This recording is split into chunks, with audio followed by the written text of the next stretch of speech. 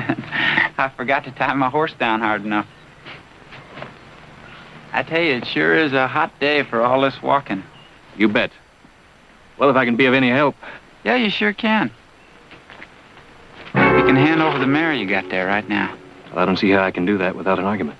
Well, I'm going to see that you get your horse back. Well, that's real nice of you. First time I ever met a horse thief. Called it a loan. Take a look at that. U.S. Deputy Marshal. That's right. With the turnaround collar. I'm after a murderer, mister. And I don't aim to let him get me first. Who's the man you're after? Ben Rollins. Rollins. Thought he was in Colorado. That's what everybody thinks, that he's in Colorado. But I got a different line on him. My horse broke a leg about 3 miles up the road, and I had to kill it. You ever tell a story straight? That's a straight story. You got the badge there in your hand to prove it. And I got the papers here in my pocket to show that I got the authority. Well, now, that might make you a lawman, but that don't give you the right to take what's mine. Well, I'll tell you what I'll do. I'll pay you for your horse. I take it you got $500 there in your pocket? Look, I just bought this mare. And ain't nobody, no marshal or anyone, gonna take it or buy it from me. Now, you can borrow it. Well, I thank you kindly. Very kindly. And I'll tell you what I'm gonna do. I'm gonna see that you get it back. How about that? Well, I'll tell you what I'm gonna do. I'm just gonna ride along with you till you find another horse. Now, look, I'm chasing after a man that's wanted for robbery and murder. And I don't look forward to having somebody tag along after me that I gotta look after. Well, I always heard that 2 guns were better than 1. Being you ain't got a posse. I don't need one either. Look, I don't mean to stand in the way of a lawman doing his duty. But I just ain't gonna let him ride off with my horse either. Well, then that's gonna be a mighty expensive horse if you die in the process, ain't it? It's your choice. Let's go.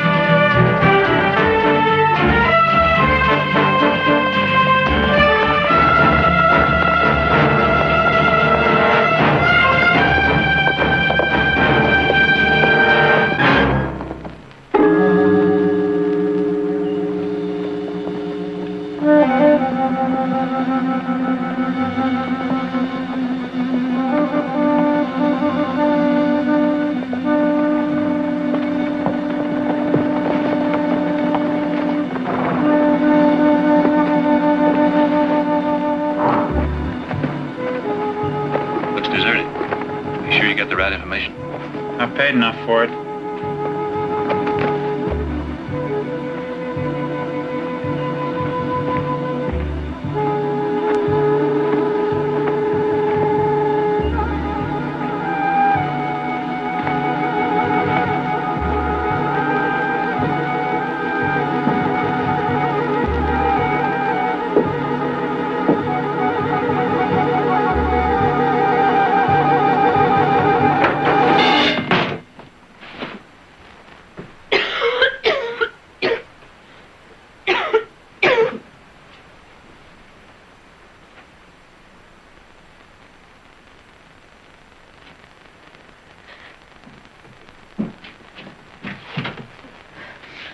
Who are you? Don't be alarmed, ma'am. We won't hurt you. Are you Mrs. Rollins? No. No, I'm Amanda. My name is Amanda Carter. Oh, where's your husband? Well, he's gone. Dead. Dead. Oh, I think you were right the first time. Now, I'm going to ask you once again. Where is Ben Rollins?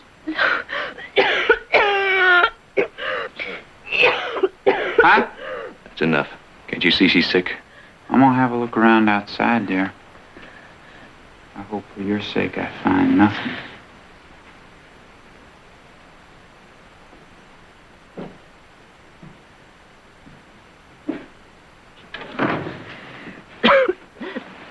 I'm sorry.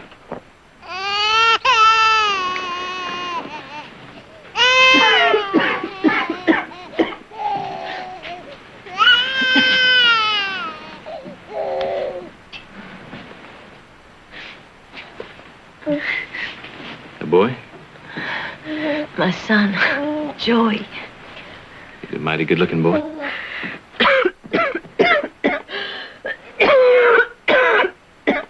How long you been sick? Oh, seems like always. It's been bad the last few weeks. Me.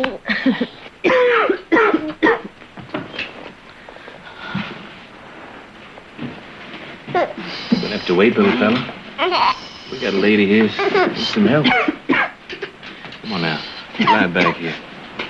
I got an extra blanket on my saddle. When I get back, I'll get that fire going again.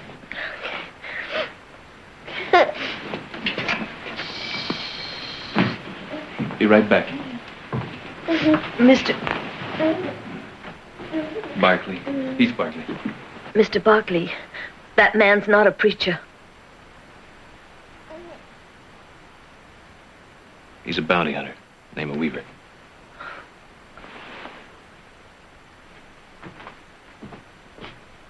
Oh, Mr. Barkley? Thank you.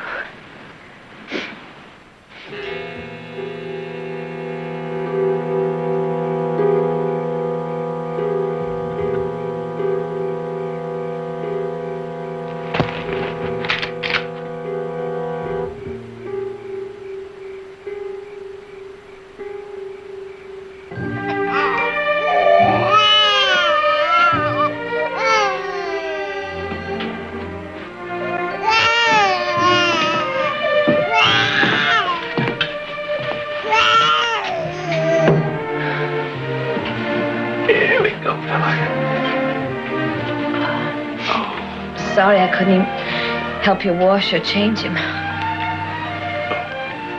Well, that's no trouble at all, man. These last few weeks I haven't even been able to feed him proper. Well, he's making up for it right now.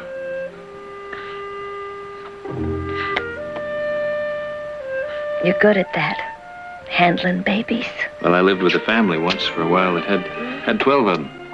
Man had to kind of learn to diaper in self-defense.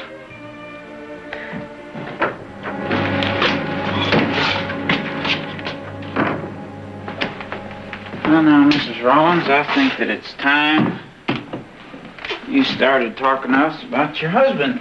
Carter. My name is Carter. Is that right? Do you know that I went all the way back to a little bitty town there in Missouri that Ben Rollins is supposed to have come from? And I checked the records in that town. And they say that about 7 years ago, Ben Rollins married a girl. Her name was Amanda Carter. Go to a lot of trouble to find a man, Weaver. Well, our Mr. Rollins is wanted for robbery in 6 states. And he's wanted for murder in the state of Colorado. That's right, murder. Now, would you like to tell me where he is? That's not true. Now, my husband wouldn't murder anybody. He wouldn't? Do you know 3 witnesses saw him shoot down a bank clerk in cold blood? No. He's a good man. He's a really good man. He's really a good man, is he? That's why you're laying there sick? Huh? All the time? Because he's really a good man who hasn't been back here in how long? Months. Did you ever think, Mrs. Rollins, that maybe he'll never come back and see you? That's right. Now, he and his gang have performed a couple robberies lately. Must got him a lot of money by now. What do you think they're doing with all of that money? Not sending it to you, are they? There's an awful lot of women out there, Mrs. Rollins. Awful lot of women that sure like to be up next to Mr. Ben Rollins and all of his money. No! Yes. And you're laying there dying and your baby, too? No! I told you once to leave her alone. I think I know how to handle this. That's the trouble, you don't. And you're not going to hound her this way.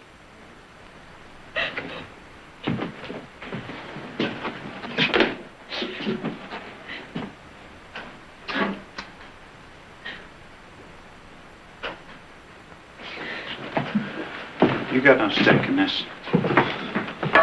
You're just a dedicated lawman, huh? You'll do anything and anybody to nail Ben Rollins. Somebody's got to do the job. Last I heard, there was a $10,000 reward on Rollins. Is that why you're so dedicated? You're not working for the government, you're working for yourself. It's legal. I got a badge. I got the papers giving me the authority to do it. Now, you can call it anything else you want to. You know, a man works all of his life wearing a badge, and he don't get nothing for it. He gets a lot of hard work and scrub pay, and that's it. Now, I go out, and I do my job, and I do it very well, and I get paid very well for it, and I do anything that I have to get the job done. Miss Rollins has got to get to a doctor. I'm taking her out of here in the morning. If Rollins comes back, he'll come back here. Well, that's your problem. If I wait any longer, she may die.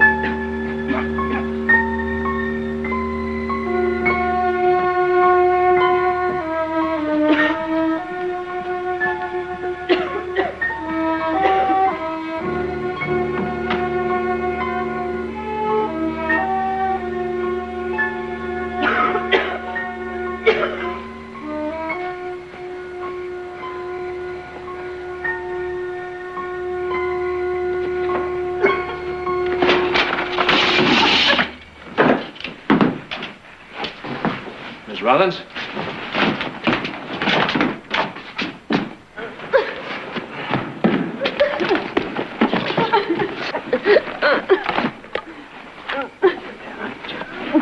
No, let go of me. Let me.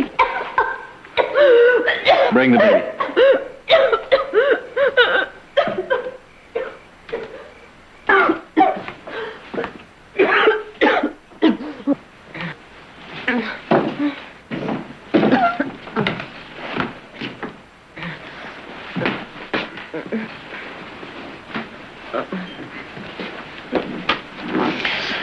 What are you trying to do to yourself? He was trying to get to her husband. I done told you she know where he's at. He's gonna kill Ben. I just can't let him. Just tell me where he is. I promise you I won't harm him. I'll bring him in alive, but tell me where he is. Now get out. That doesn't matter, because Rollins will be coming back for his kid. Mr. Buckley. Mr. Buckley, he's gonna kill my husband, isn't he?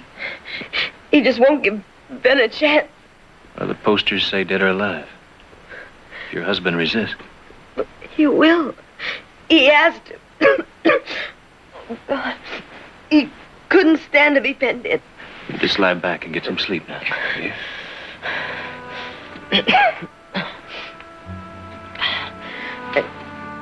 Mr. Buckley, what's gonna happen to Joey? You're gonna be all right. You're a kind man, but you're a rotten hand at lying. What's gonna happen to Joey? I don't know. Would you take care of it for me? Miss Rollins, I can't. Please. You've got to. I don't know what else to do with her. Please, just promise me.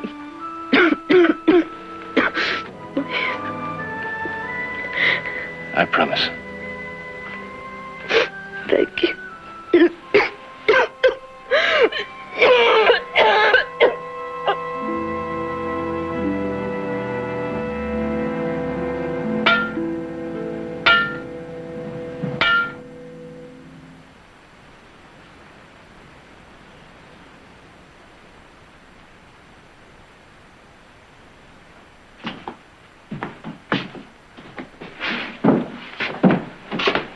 You done?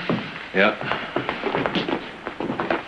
You can leave whenever you want to. I'm gonna take the woman's horse with me. You know, it's funny. I've seen a lot of reward posters on Rollins. Never seen a picture of him. Sure you know what he looks like? I even know what he eats for breakfast. Yeah, Rollins usually travels with 3 or 4 men. How do you figure on getting him alone? I could deputize you. Yeah, you could, but you won't. You don't want to have to cut anybody else in on that reward money. But I think you're going to have to work real hard for it, Weaver. Well, I'm taking a chance that Rollins is going to come in here after his family by himself. Now, if he comes in here with more men than I can handle, then I'll have to wait and get him another time. You going to take that kid with you? She asked me to. What do you think Rollins is going to do when he comes here and finds his kid gone and his wife dead? Well, a $10,000 reward. You going to give him a chance to do anything?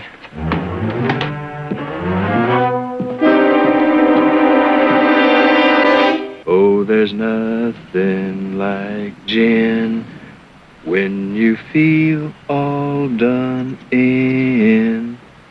And when I'm thirsty for a beer, better serve it to me, dear. Mm-hmm, mm-hmm, mm-hmm, mm-hmm, mm-hmm,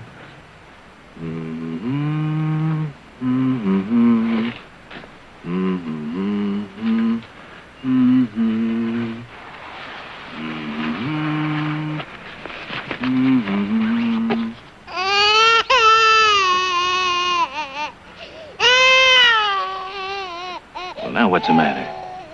You can't be hungry. You just put away a whole bottle.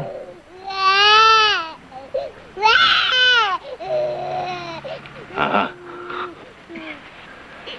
Come on.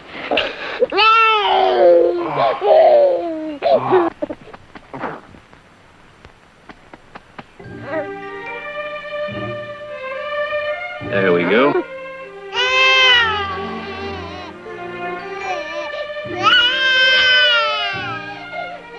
I sure wish you could talk. It's a brand new pair of 3-cornered pants you got on. The pins seem all right. It's not there.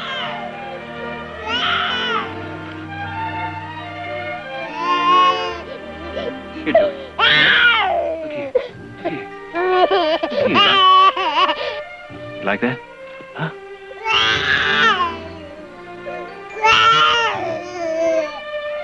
I'm sorry, Joey. That's all I know how to do.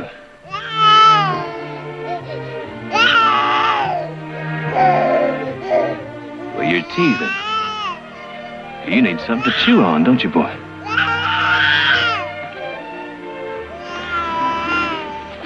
You wait right here. I'll be right back, huh?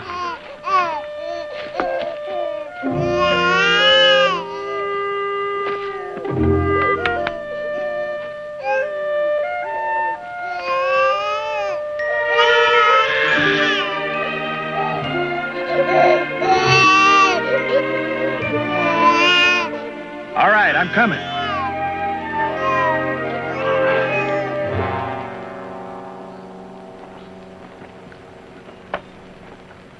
Canada. Ain't nothing up there but trees, Ben. No lawman after my hide either. That'll be nice for a change. Not having to keep looking over my shoulder all the time. And sooner or later, somebody's gonna be there with that wanted post in his pocket and a hankering for them 10,000 iron men the government's offering for you. Now, once I'm over that border, they can't touch me. It's been 7 years for me in America. Running, hiding, no peace. It's time she had more than that, her and Joe. I think we can get it up there. And nobody gets out, Ben. One way or another. Once you're in the state. No, not me. All right, let's get ready to move out. You want my advice, Ling? You head for Canada, too. Take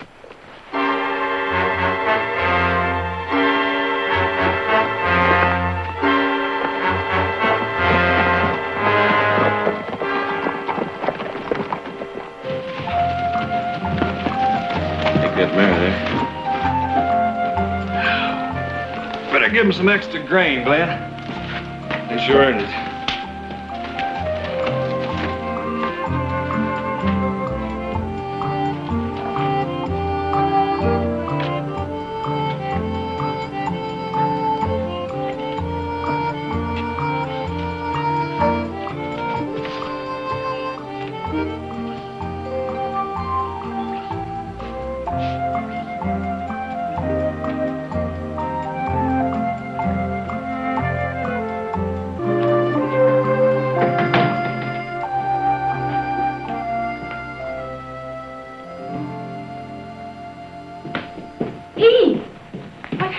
you? You were supposed to be here Friday. We were getting worried. I'm sorry. A couple of things held me up. Did you get the mare? She's outside. Heath. Oh, what's in the basket? Well, now that's a fine welcome after being gone for 2 weeks. Well, of course, I'm glad you're home, but what's in the basket? Well, you see, Mother.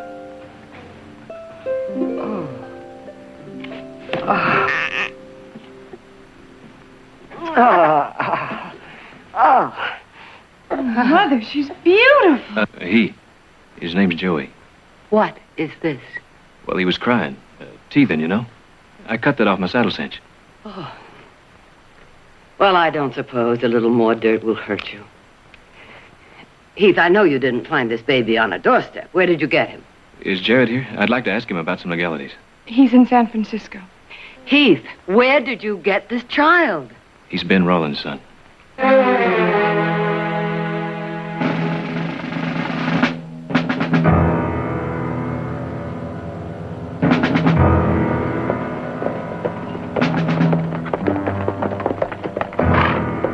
Amanda, home. Mandy.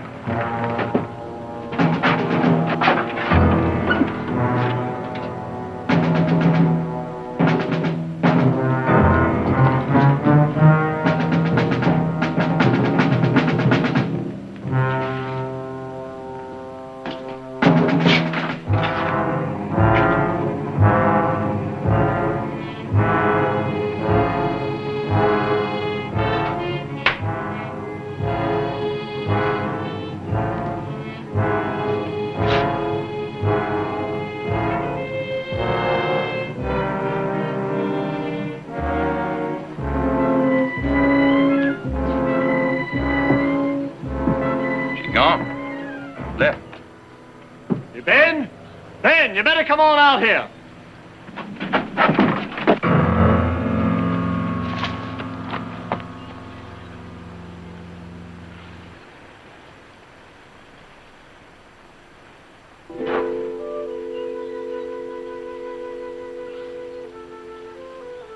It was only 4 days ago.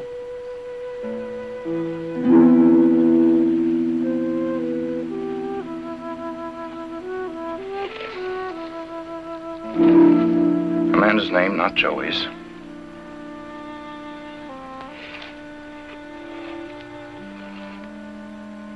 Whoever buried her must have taken him. Hey, where you going? To get Joey. Ben, if anybody can track whoever took him, you can, but...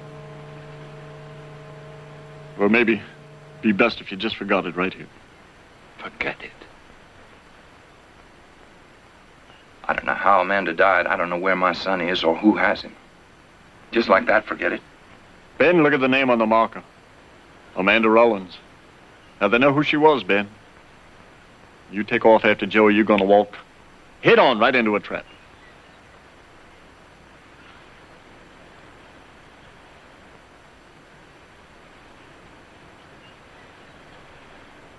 You coming with me, Lane? No, Ben. You?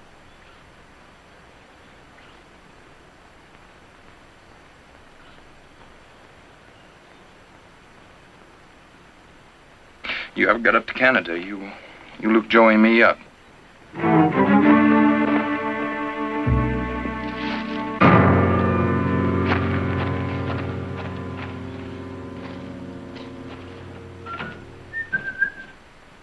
Mother!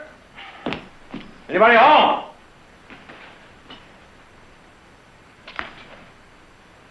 What the devil is that? What is this doing here? That child is not this. Well, what is that child doing here, then? I brought him. Meet Master Joseph Rollins, Nick. Ah. Oh, who? You can call him Joey. Joey, huh? What's he want with that spoon there? Well, he's teething. Oh, well, how did it get here? That's a long story. His mother was dying. She asked me to take care of him. Oh?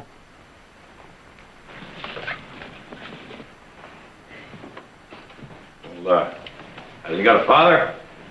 His father's got a price on his head. Oh, wait a minute. Back up. Rollins. You said Rollins. That kid by any chance belonged to Ben Rollins? That's right. Wonderful. That man's been wanted for 5 years for murder and robbery. He carries 6 states in his pocket, and they haven't caught up with him yet. And knowing all this, you got the guts to drag that kid out and bring him to this house. I just couldn't leave him there alone now, could I? Have you given any thought as to what Rollins is going to do when he finds out his kid's gone? Well, he's been gone for quite a while. He may not be back for months. Oh, that could be. But if he does get back and he trails you here, have you thought about that? There's a bounty hunter just waiting for him to come back to that cabin. The way I see it, Rollins hasn't got a chance. Well, now, I wouldn't count on that if I were you. He's been trapped before, you know, and he's still free.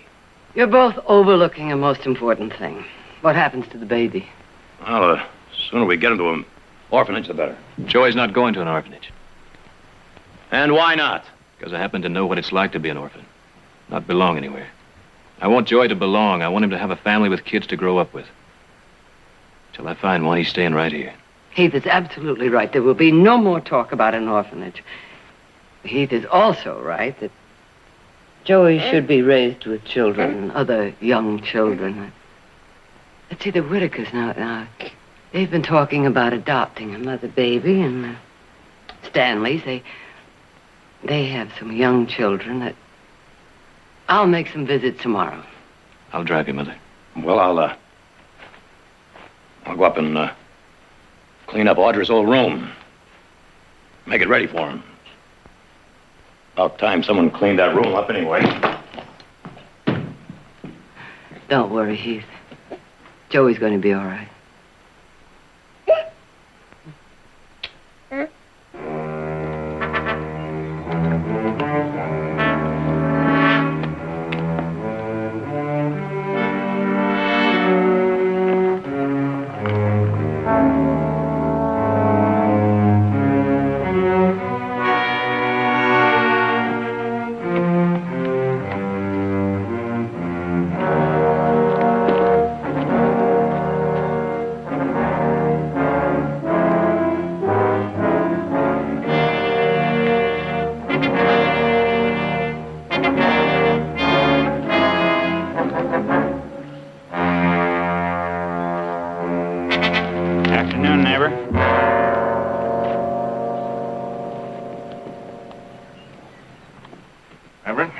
You can just stop right there, Mr. Rollins.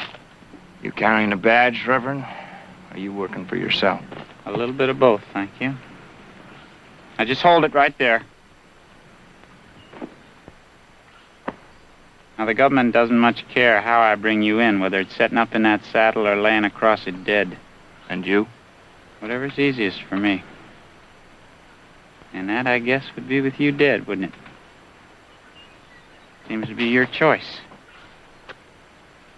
Whatever's fair.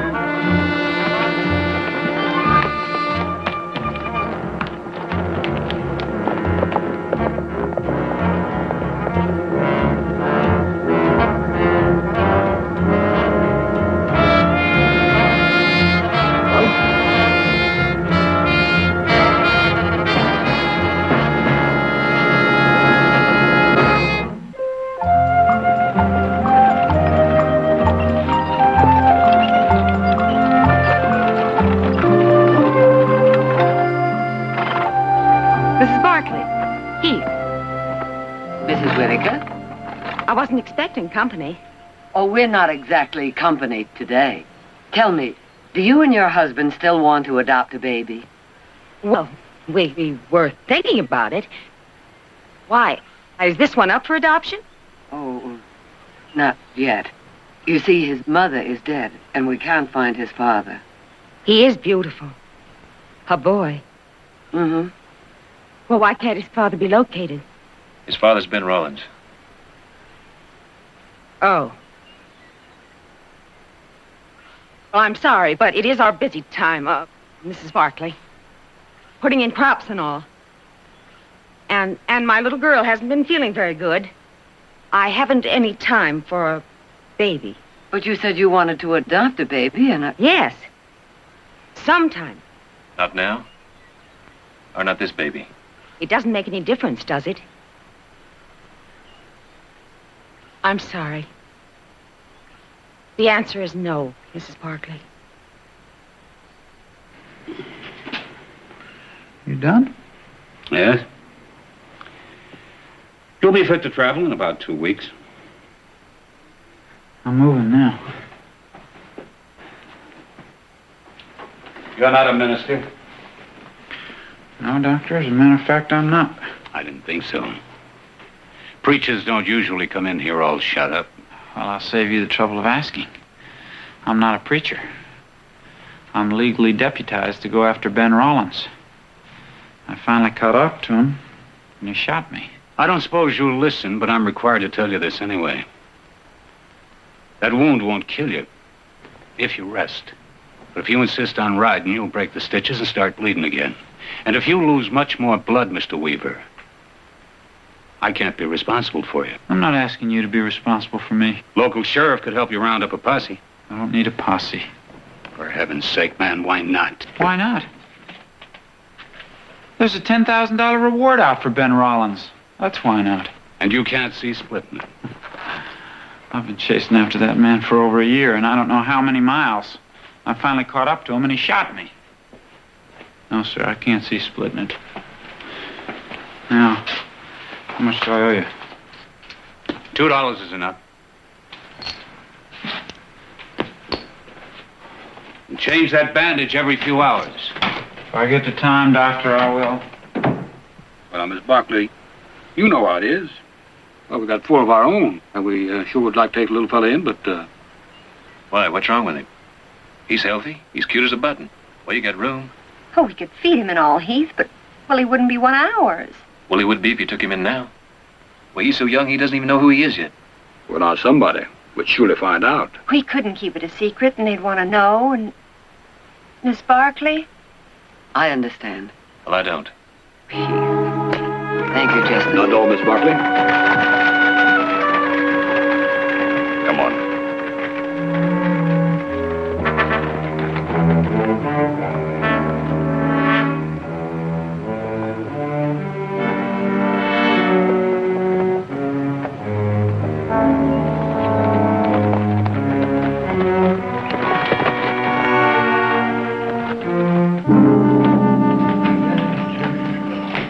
Oh, how'd it go?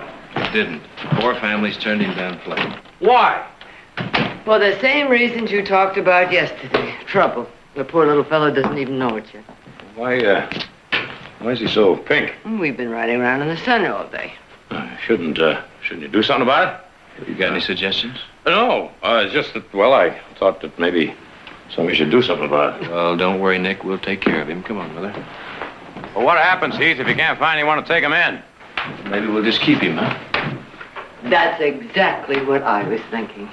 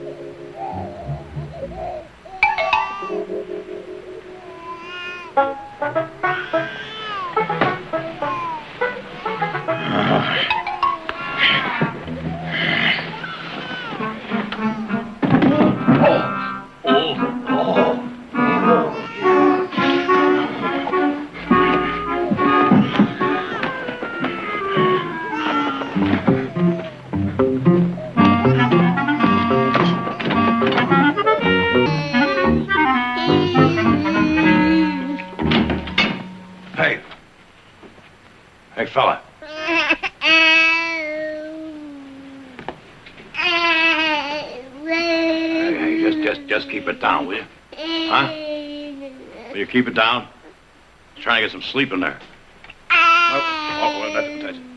Just take it easy, man. What do you want to do? You want to maybe get up? Want to get up and sit for a while? Huh?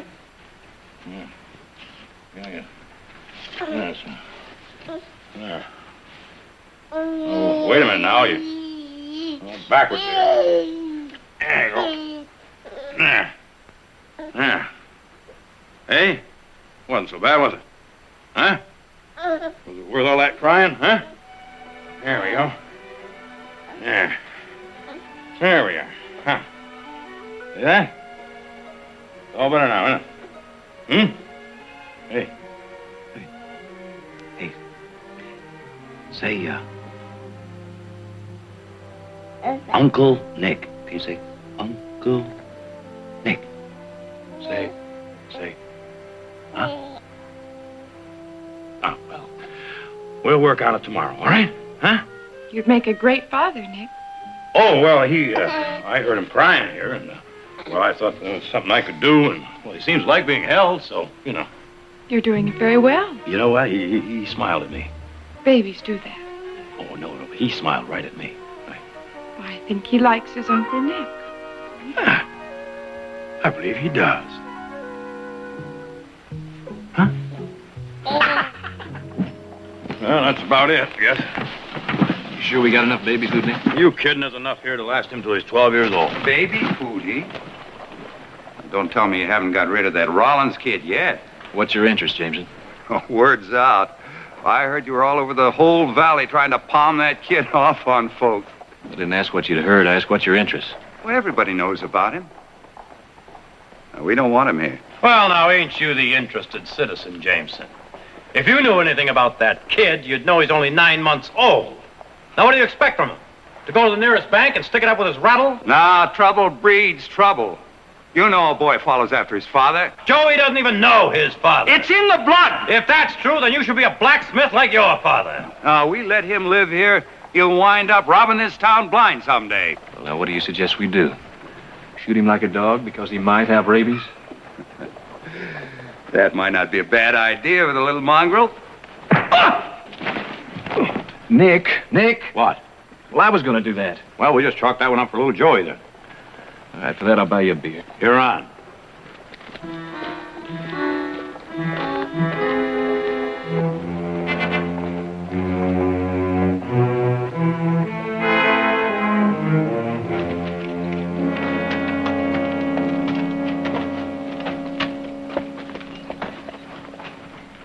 Help you? Yeah. I'm looking for work. Oh, we got a full crew on. I do most anything, mister. Smithing, handyman. I really do need the job. Well, I guess we could use somebody around the house fixing things. All right, for a few days. Put your stuff in the bunkhouse there and check with my brother Nick. He'll get you started. Much obliged, Mr. Barkley. Heath Barkley. Tom Bennett.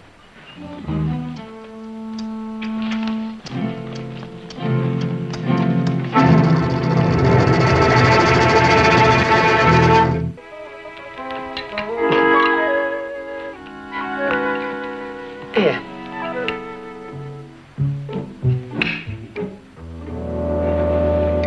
Just no pleasing you, Joey. Yeah. Oh, you're such a good boy, Joey. You are such a good boy. Oh, yes. Okay.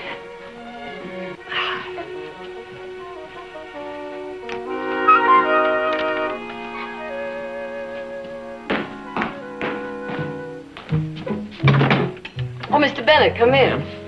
I finished up the windows on the outside. I can start in here if you like. Good. You keep working like this, you'll run out of chores to do. It's nice to have some chores to do. These windows here. Now, the lace curtains, of course.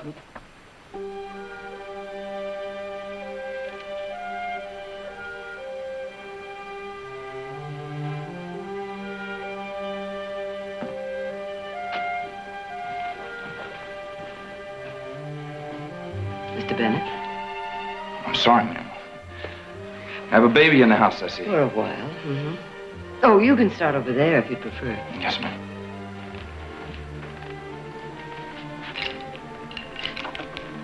He sure is a good-looking boy. Mm-hmm. I don't suppose I could pick him up, could I? I know how. I had a son once. Of course. Thank you.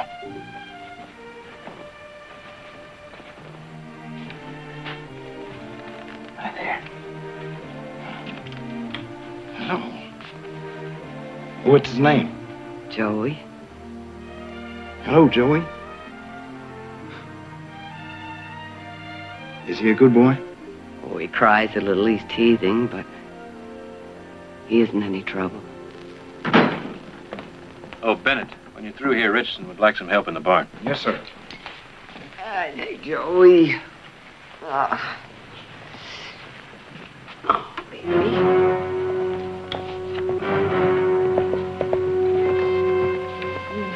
I'll do these windows over here.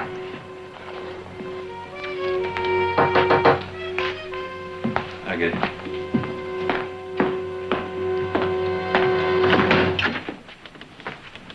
What do you want here, Weaver? Weaver? Bounty hunting marshal. Are you Mrs. Barkley now? Yes. Well, then I guess I'd better speak with you. I have papers here that give me all the authority I need to use your house here as a headquarters. You mean as a trap? Or you can call it anything you want. I am, and we don't want any part of your setup. Look, this gives me all the authority I need. Now, if you want to stand in my way, then... No one is standing in your way. You're free to go whenever you like. Mrs. Barkley, Rollins is going to be coming here after his kid. Now, I had him out on the trail and he got away from me. And he's going to be coming here sooner or later. Look, Weaver, you're wearing a badge. That makes you the law. But you're not using us to carry out your kind of law. That means you're obstructing justice, you know that. All I can see is you're trespassing on Barkley property. What does it matter as long as it gets the job done?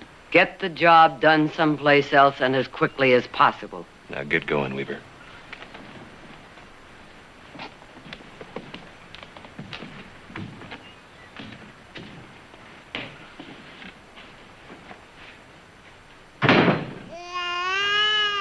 That's Joey. Mr. Bennett.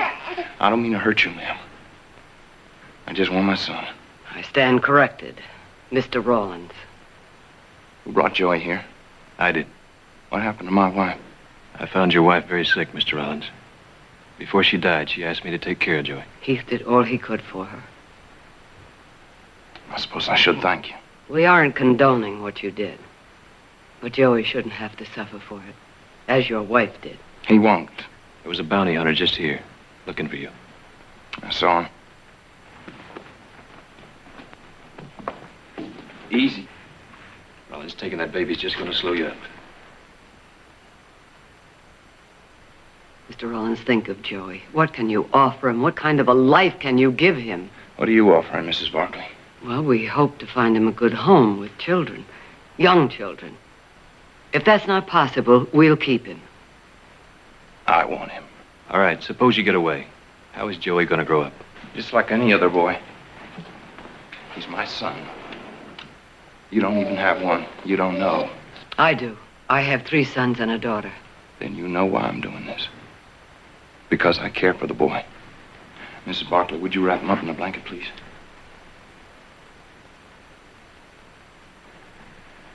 If you really love Joey, you'll leave him here. Give him a chance to grow up and live decent. Let him be worth something, Rollins. Sorry, Barkley. I thank you for the thought. But he's too important to me. I'll step over into the middle of the room.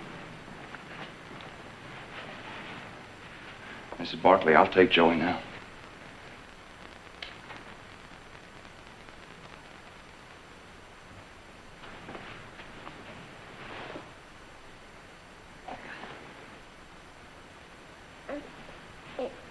It's all right, Joey.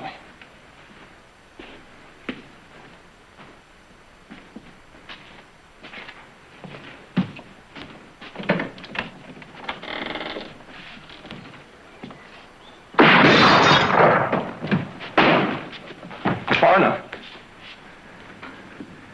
All right, what are you going to do now? Look Looks like Weaver's got you nailed. You try to get out of here, Joey's liable to be killed also. Remember, dead or alive, you pay off. Dead is easier.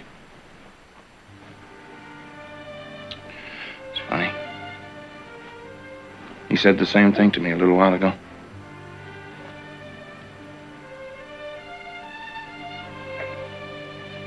Miss Barkley, you take Joey upstairs, please.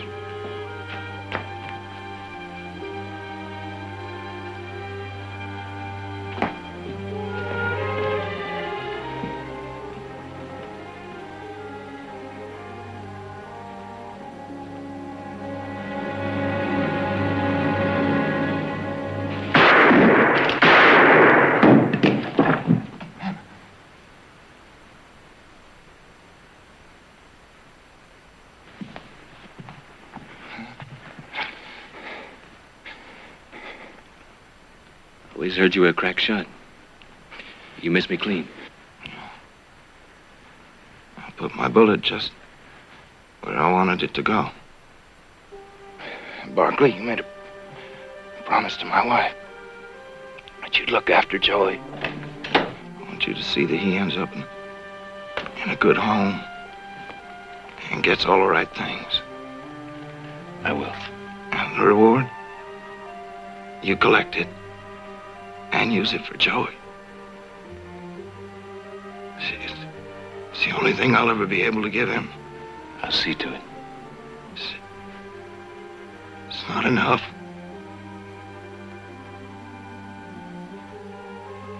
Father shouldn't leave his boy alone.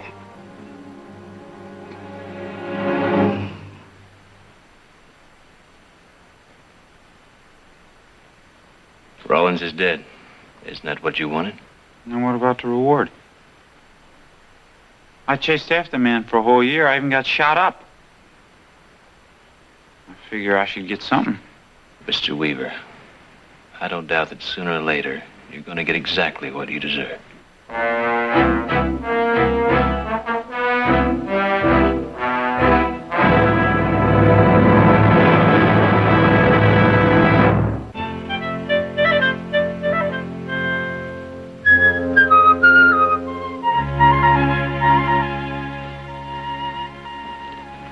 Guess Rollins wasn't as bad as people figured.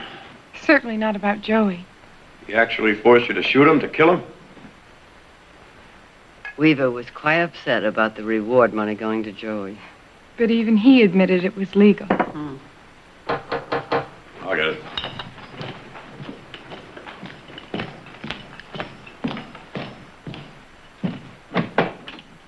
Hello. Evening, Nick. Mrs. Barkley at home? Yeah. Oh, come on in.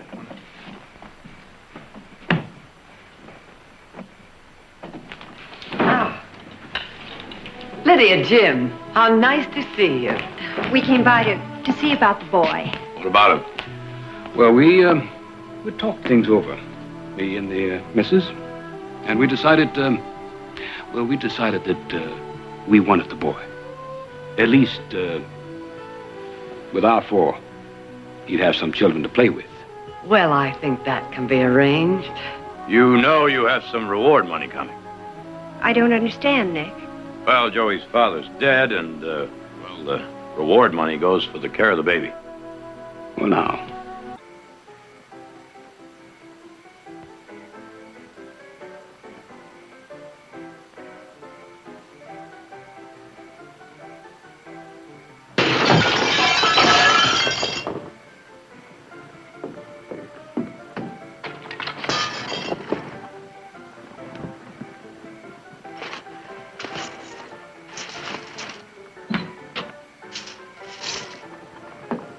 Hold it!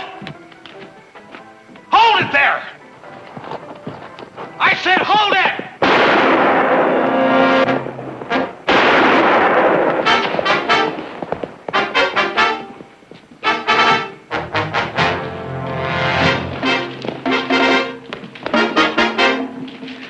Stay back, Holland.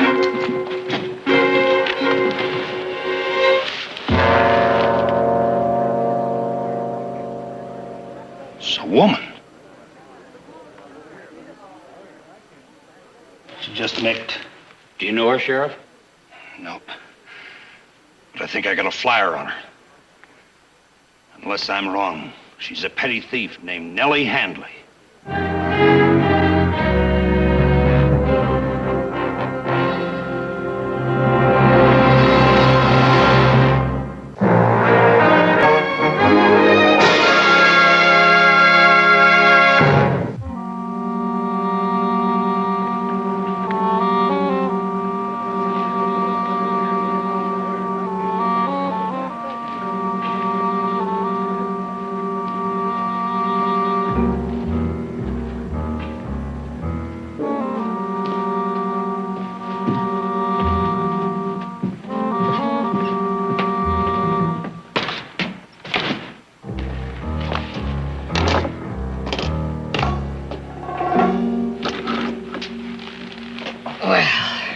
This should convict me. Yeah. Are you sure you're all right, Victoria? I'm fine. Thought I'd aim too close. Hit you. Here. Use this. That printer's ink stains. Thank you. Do you think we convinced the people in the street? No worry there. They'll all be witnesses.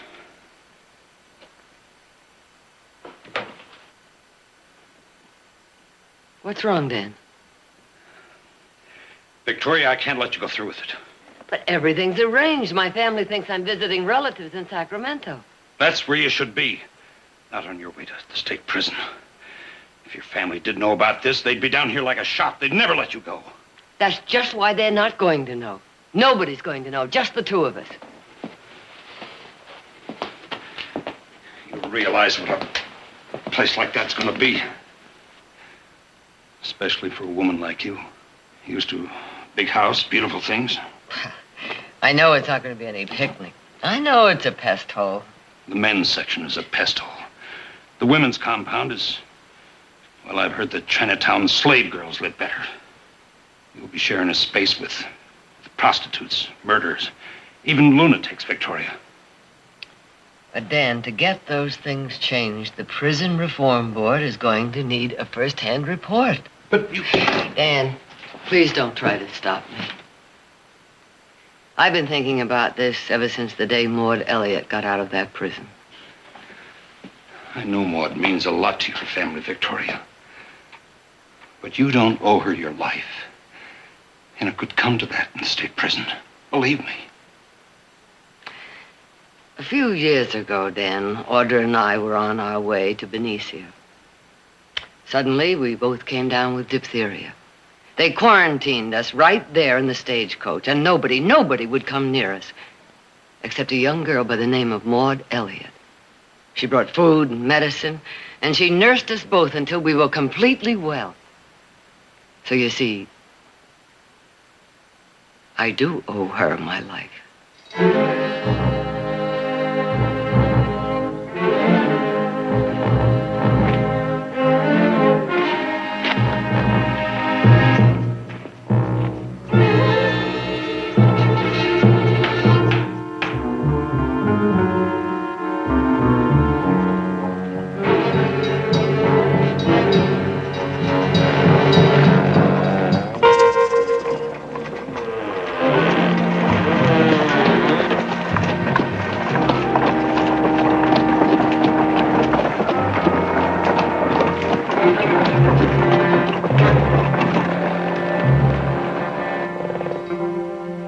Nellie's me name. Nellie Handley. Yes, Nellie Handley. I was just going over your papers here. Attempted robbery. Is that correct?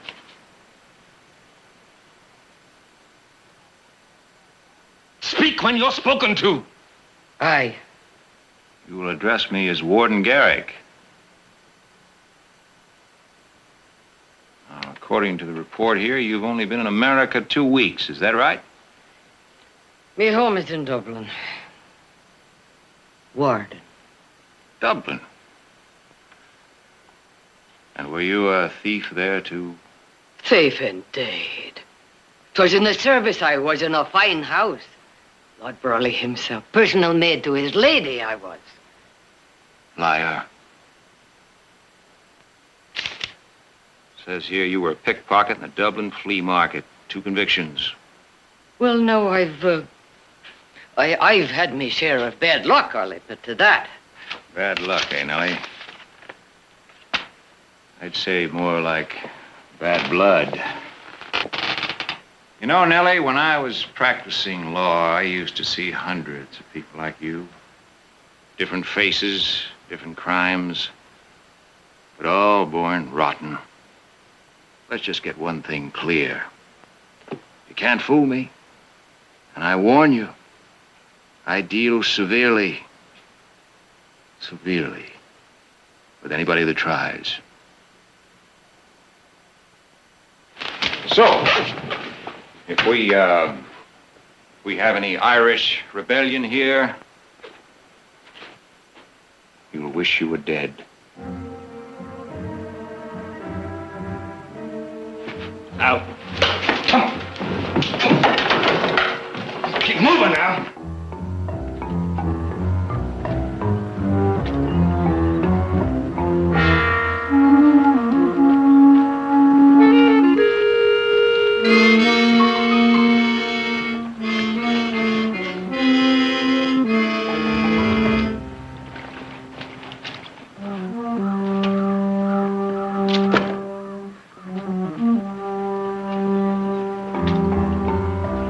This is the woman's yard.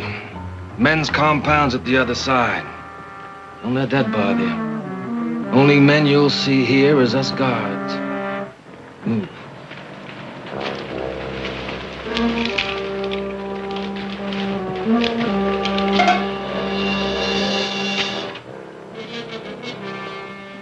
What's the matter, Hanley? Don't our clientele appeal to you, huh? We got some famous people in here. Take Big Mary, for instance.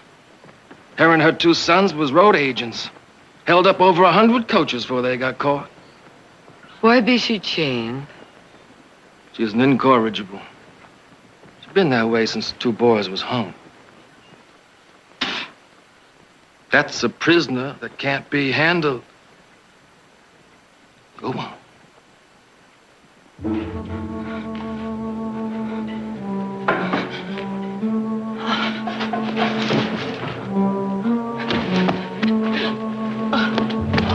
Get away from her. She's 60 and she's burning with a fever. Danny, don't look out! Jake! Pull her off.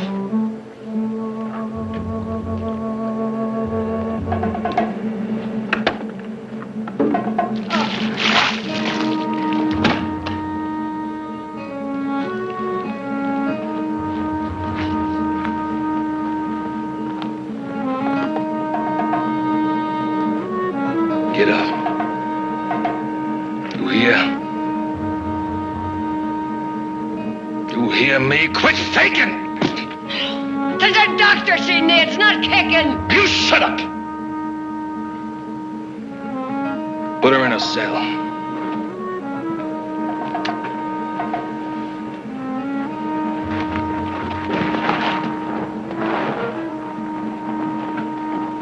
Start scrubbing, Hanley. You might as well learn some discipline right now. Scrub!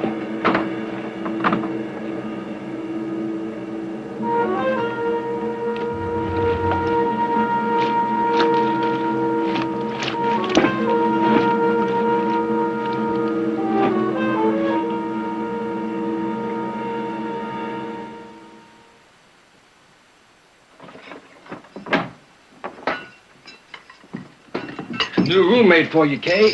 Keep you from getting lonesome. Thanks.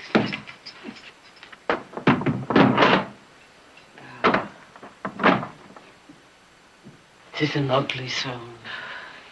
And if you don't listen... My name is Nellie Handley. Up the rebels, eh? Aye. Kate Wilson, Frisco.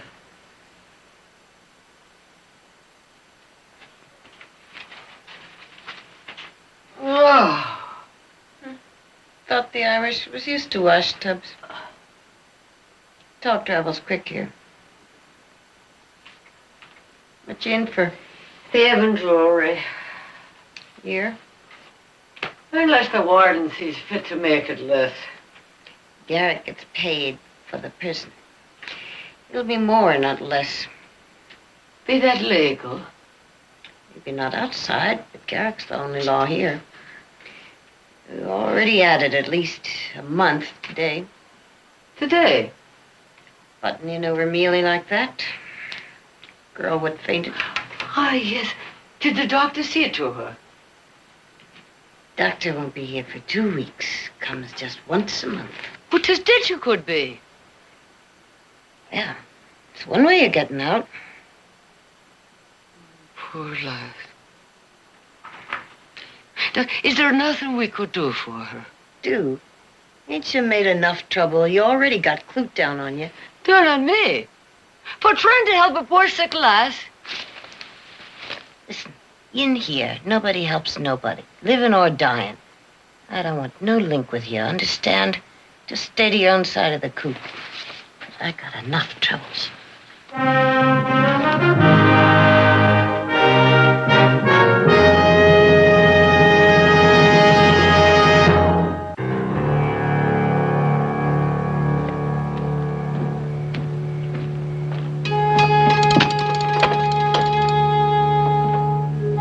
Ain't you hungry?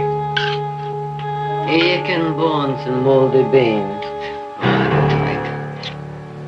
Well, at least they got meat in them. It's the first time this week.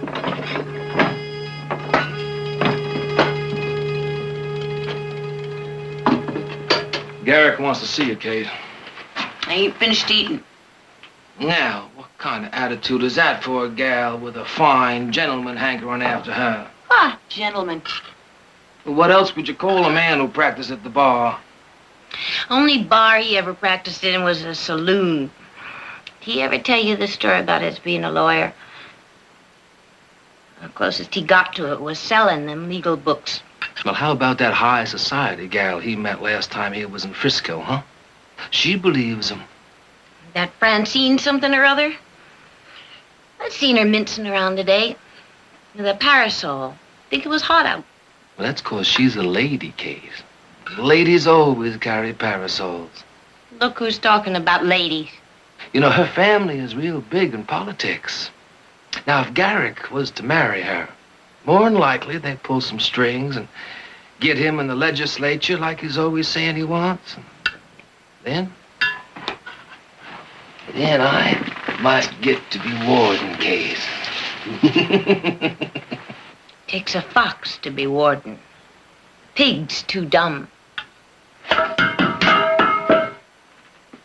You want to keep that feathered mattress and them clean clothes, you start prettying up.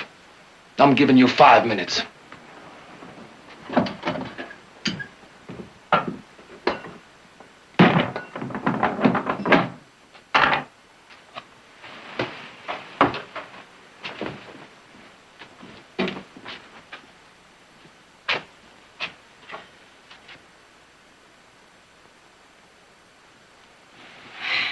Kate, the warden. Do you care for him? Care for him? I hate him. Then why do you not refuse to see him?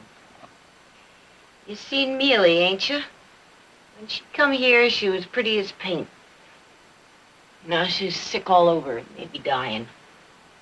And ain't you be the same? I told you I didn't want no link.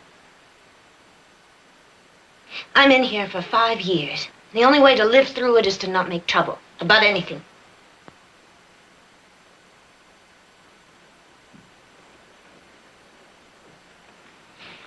It's sorry I am for you, Kate. Thanks. I'd as soon have powder and perfume as wash tubs.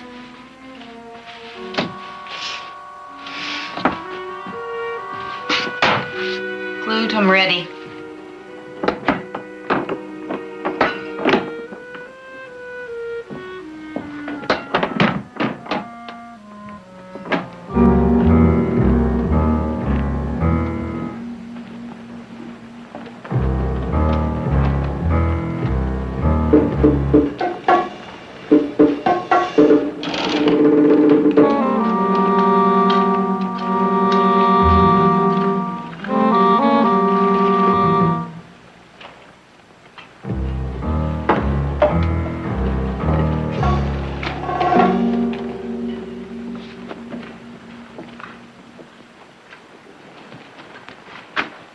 How'd you like your first night at state prison, Handley? You sleep good? That's right, you keep working. With Mealy gone, you got a lot to do. Gone? How do you mean? Ain't you heard? Mealy died last night. Did you not tell the warden she was ailing? We're running a prison, not a hospital. Does a human being mean nothing to you? Prisoners ain't human beings, Hadley. They're scum. Like this here wash.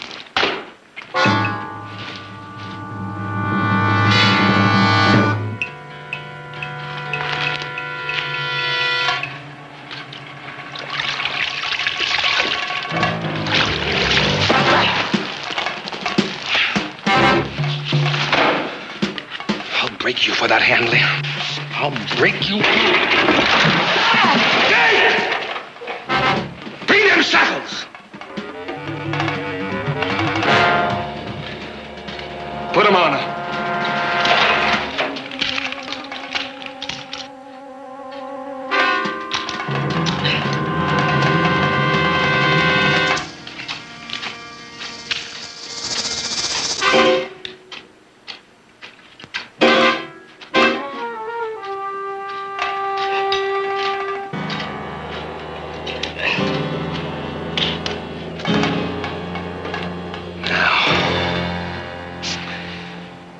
Fill up that tub and get back to work.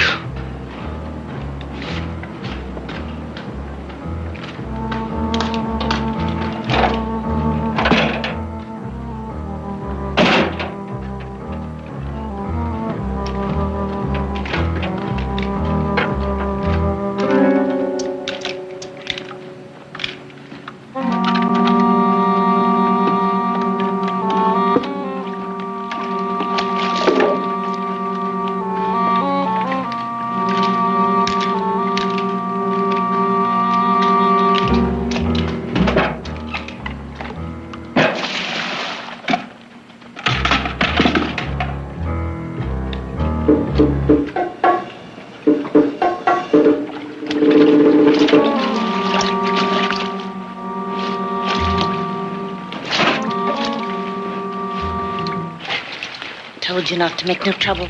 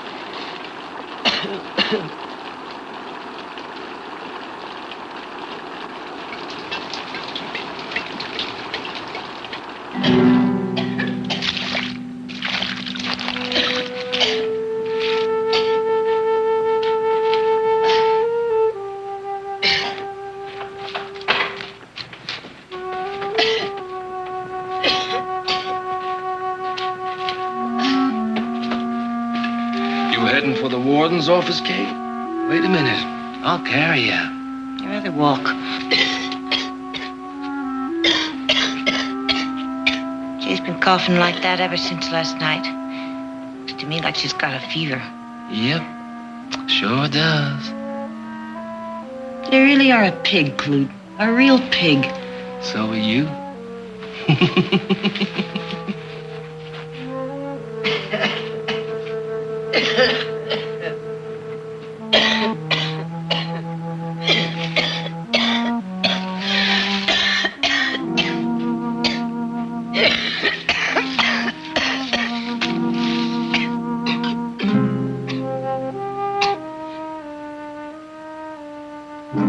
Beans will warm you better than that watered-down coffee.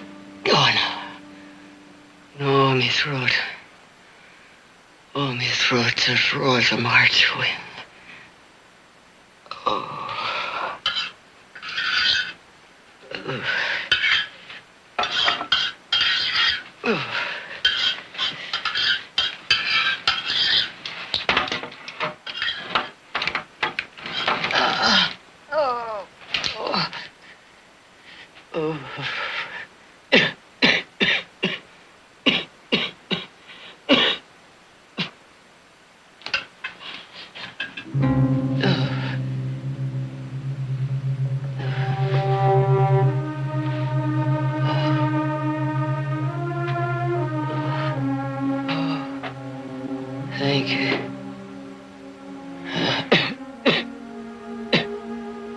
awful night.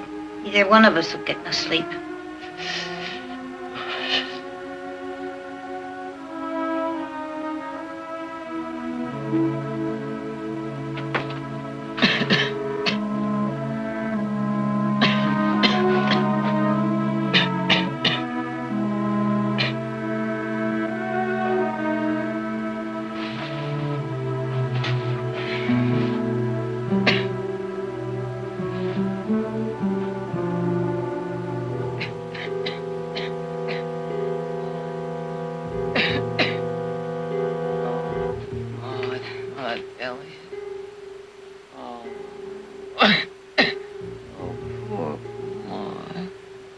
What have they done to you? What have they done to you? Oh, what have they done to you? Oh, poor. No. No, she's innocent, I tell you, Maud. Maud is innocent.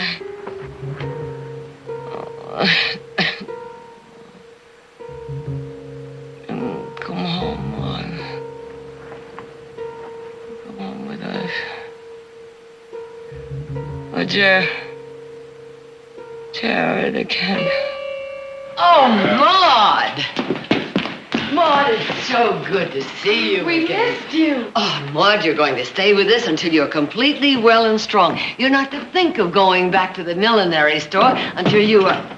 Well, Marty! Say, it's good to see you. Welcome home. Hey, you lost a little weight, haven't you? I wouldn't worry about that. A few days we'll have some nice thick steaks for you. Fix you up in no time.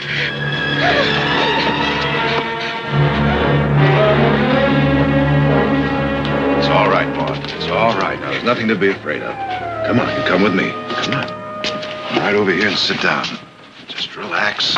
Nothing to be afraid of. That's the girl. Jared, what is it? Don't worry, Mother. It's nothing. Sheriff Bannock warned me this might happen. She's still in a state of shock. Shock? That prison she was in is a hellhole. Now, listen to me, Maud. There's nothing to be afraid of. You've got a full pardon. You're free. Jared.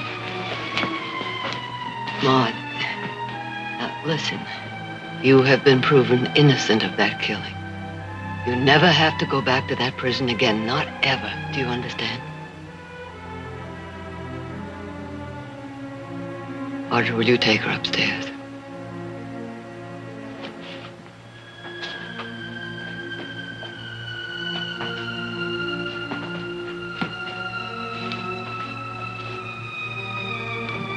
The devil they'd do to her in that place. Treated her like less than an animal. Jared, this can't go on. It simply can't go on. We have to talk to the Prison Reform Board. You can't go on to prison. You have to talk reform. Prison. Oh, board. Clute! Hey, Clute!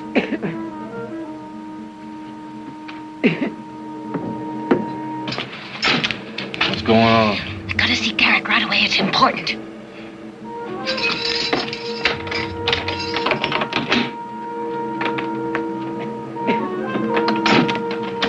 Board. Reform. Jared, we got...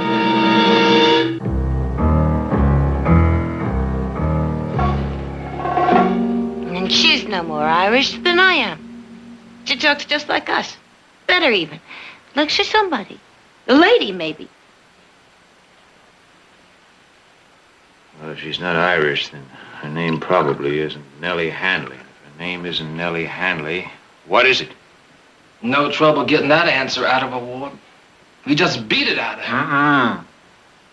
None of that. She has enough proof as it is. You really think she's a Reform Board investigator? A woman? Why not? They've tried every other way to prove we've been mistreating these prisoners. Those fools, if they had their way, they'd make this prison a vacation land. Yeah. What are we gonna do? Well, who brought her in here anyway? Sheriff Bannock. I'll just take a ride over to Bowstring.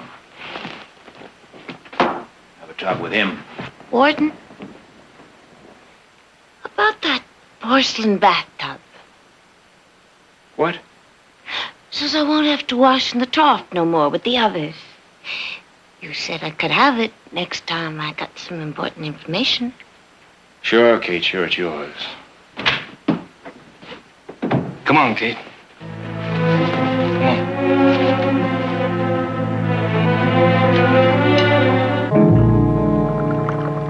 Get me out of bed just to talk about a sick prisoner? Well, I thought you might be interested, Sheriff. Her name is Nellie Handley. Nellie? Yeah, I guess the rigors of prison life didn't agree with her. She developed a fever, became delirious, and made some very interesting revelations. Get to the point, will you, Garrick? Well, in the first place, she isn't Irish. Second place, her name isn't Nellie Handley. Her immigration papers are all in order.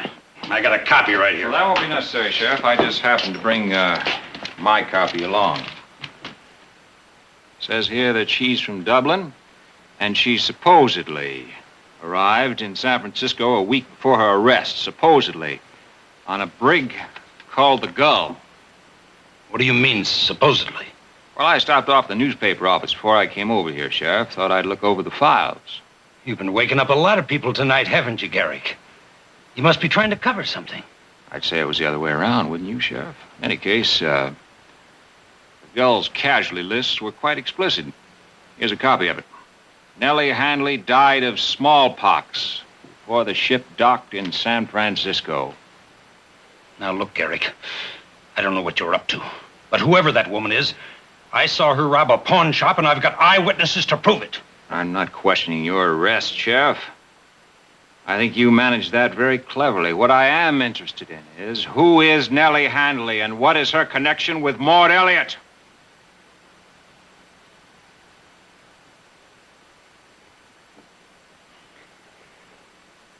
All right. She's Victoria Barkley. Her son, Jared, is Maud Elliott's lawyer. Barkley. Stockton Barkley's? She's on the prison reform board. How bad is she? Sick enough to have a distorted view of prison conditions, I'm afraid. I doubt it. I want her released right away. I'll go on back to the prison with you. Sure, Sheriff, sure. You know, you've always had it in for me. Why? We're in the same business. We deal with scum. You have to keep them in line. Sure, I keep them in line, but I don't live off them. Drain out their insides to fill up my pockets. Prison is a place for punishment, Sheriff. A lot of people feel different. Like the Prison Reform Board. Those meddlers. Sheriff, what I don't understand is your interest in this. Or maybe it's you that's filling your pockets. What? Maybe the Reform Board is paying you. Reform Board doesn't even know about this. Nobody does. Are you trying to tell me that only you and Victoria Barkley are in on this? That's right. She wanted to make sure there wasn't a leak like there was before. And her family doesn't know anything about it? She didn't want to worry them none. Well, I'll be darned. Sheriff, you have renewed my faith in human nature. Let's go. Let's get it done with. Yes, Sheriff. Let's get it done with.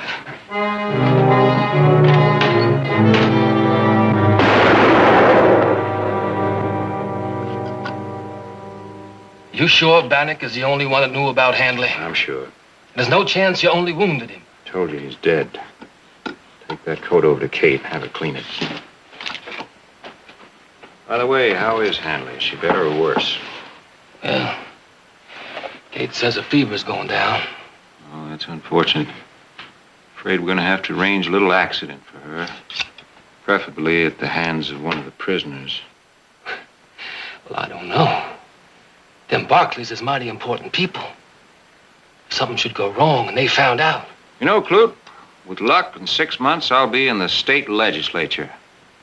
I think I could guarantee you the appointment as warden here.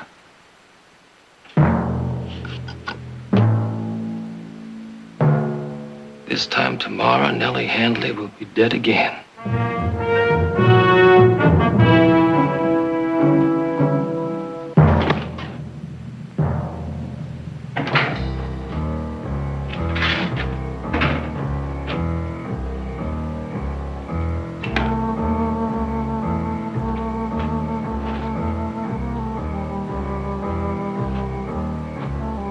Go get some supper. I'll take over here a while. Thanks, Clute.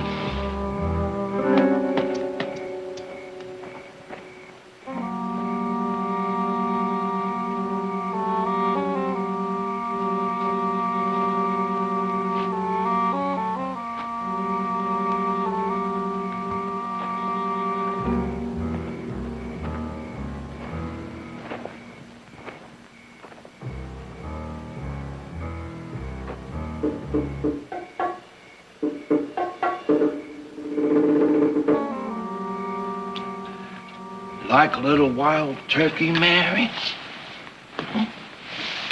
Go on, I had plenty. Go on, it's delicious. Ain't that good, huh? You know, I think they've been a little too hard on you, Mary. Keeping you out here alone at night when everybody's inside. Stake to the ground like you was some kind of animal. A little kindness goes a lot farther.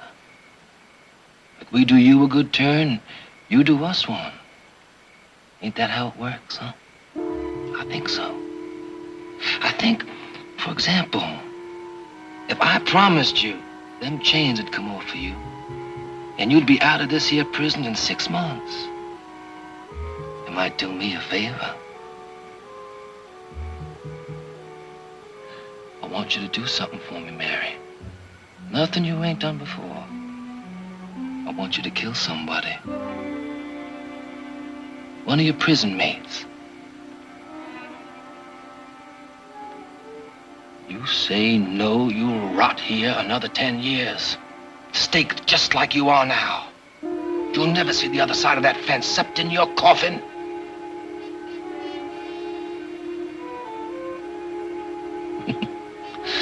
I'm making you the best deal you'll ever get.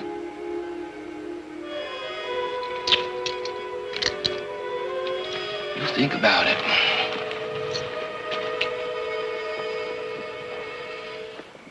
Who is she? I'll send her out in a minute. Get these chains off.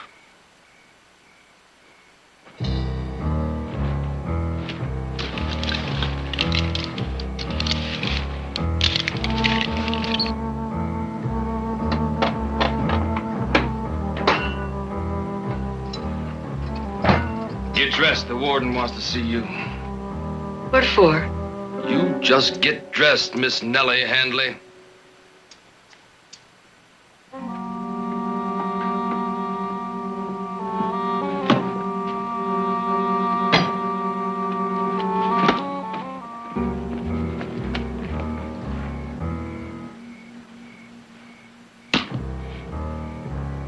How'd you get loose?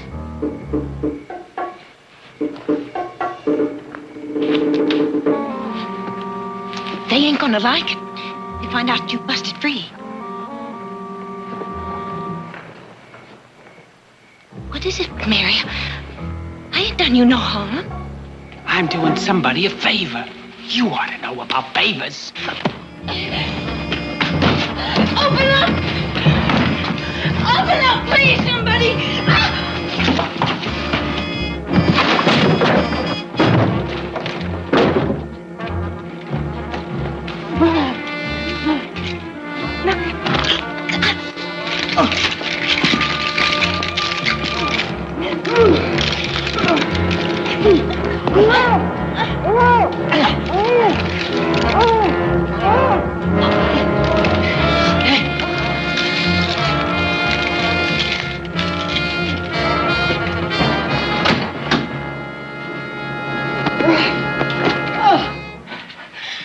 Could have been the end of me. Aye. Of both of us. You didn't have to help me. Why did you do it? Well, now, I couldn't leave a body to be murdered. I'd have left you.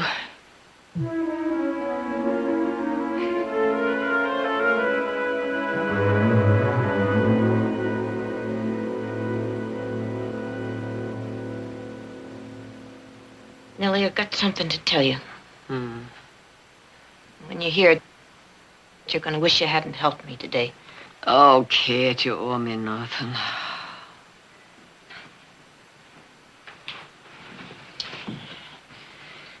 I've never been much on paying back before. Mostly, I took.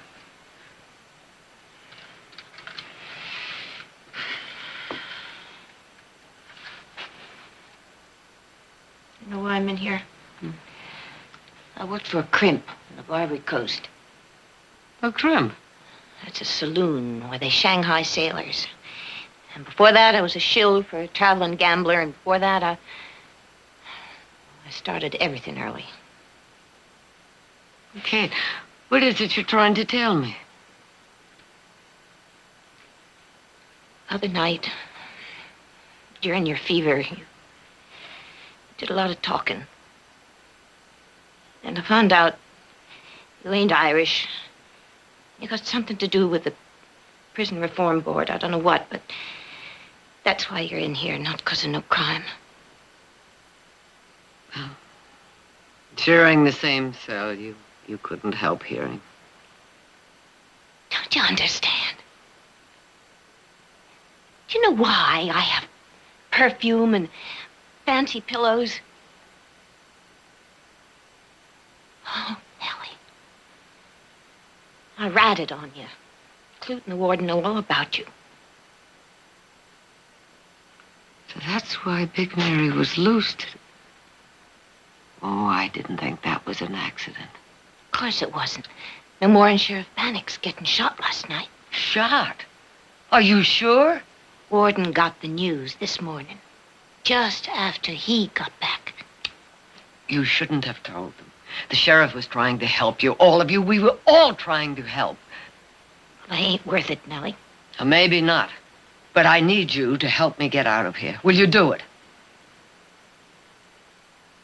You trust me, even after I... Yes.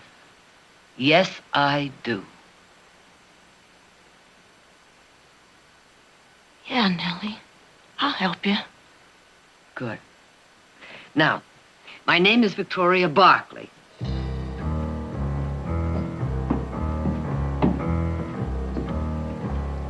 Ready, Kate?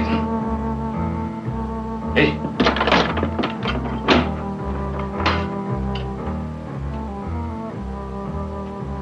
What are you doing in bed? I told you at supper that Garrett be wanting to see you. What's the matter with you?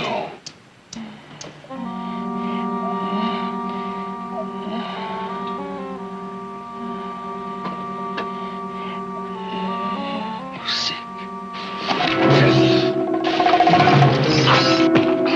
Get the keys. That Clute never smelled like lilacs before. Hey, let's go.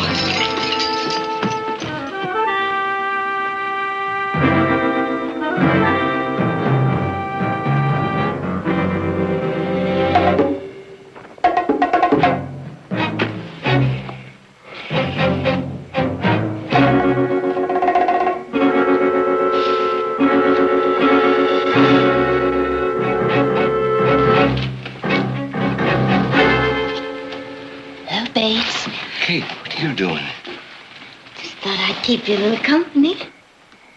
You're supposed to be inside. Well, you know that the warden gives me the run of this place, and I've been meaning for so long to get better acquainted with you. But I'm on duty. Well, then you'll just work a little harder tomorrow, hmm?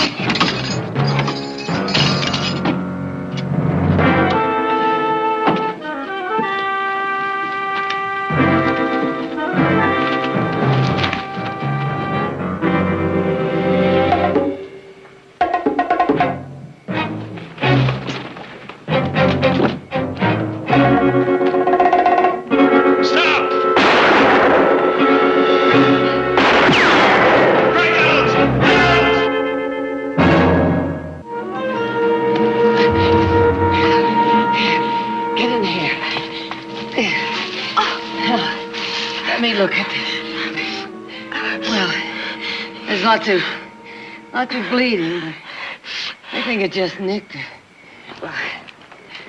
Oh, get down, get down.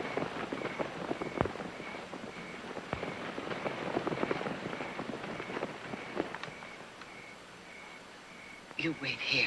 Where are you going? Well, there must be a farmhouse or something where I can... Maybe I'll find a wagon and some horses. Well, they'll spot you. No, I'll be careful. But if they do, I'll tell them we got separated. I don't know which way you went.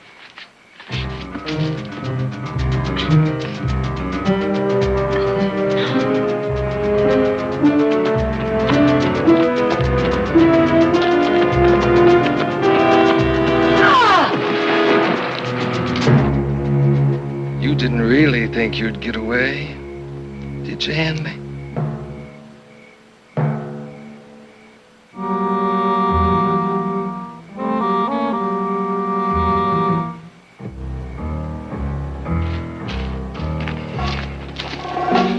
Still no sign of Kate. You ready to tell me which direction she went? I told you I don't know. When we get you back to prison, you will.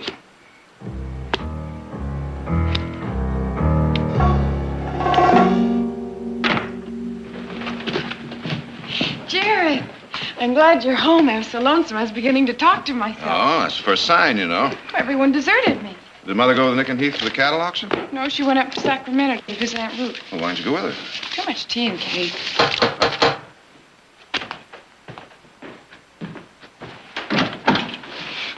Mr. Barkley, Yes, what is it? your mother in the prison. Hurry. Audrey, get a doctor.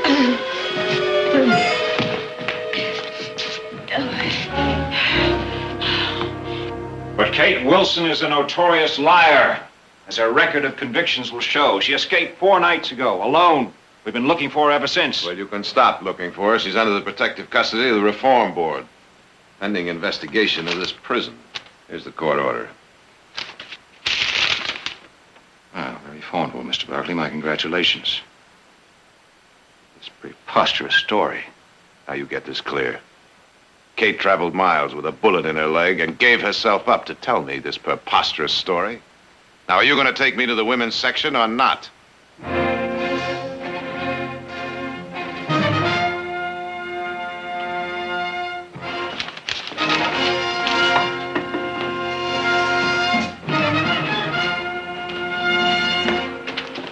So, Mr. Barkley, do you see your mother amongst these women? I'd like to see the cells. You are authorized to see the prisoners, nothing more. That means all the prisoners. I told you, you have. You're lying, of course. Now, either you let me see those cells or my next authorization comes from the governor himself. Fine. But until then, these cells will remain off limits to the public. All right, Mr. Garrett. But I'll be back. You can count on that. You prisoners get back to work! Well, Clute, I'm afraid Nellie Handley will have to disappear tonight.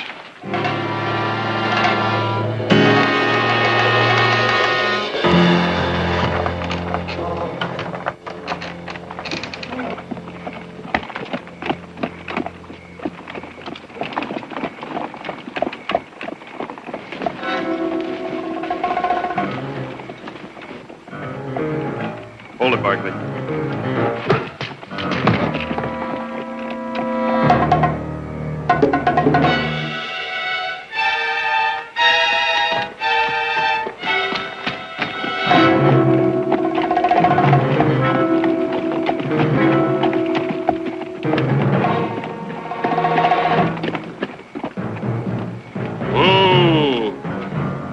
Wait until you get out to the middle of the lake before you dump her. I don't want her washing the shore. Yes, sir.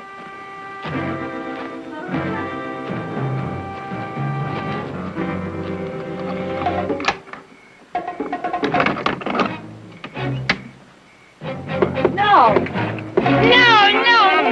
We're just going in that rowboat. No!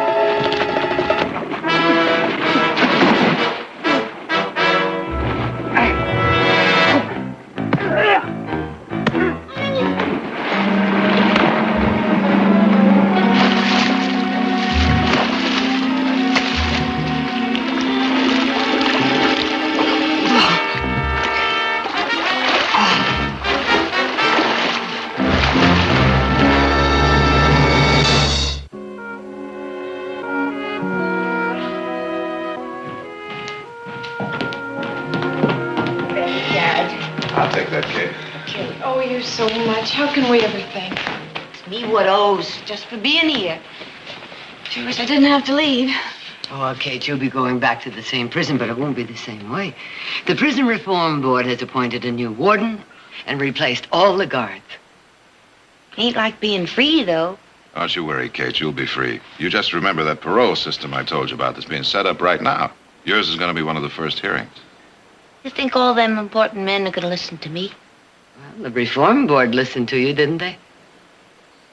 Guess you're right. Guess I don't have too much to worry about. You know I've got away with men. Always have had. Oh, Kate.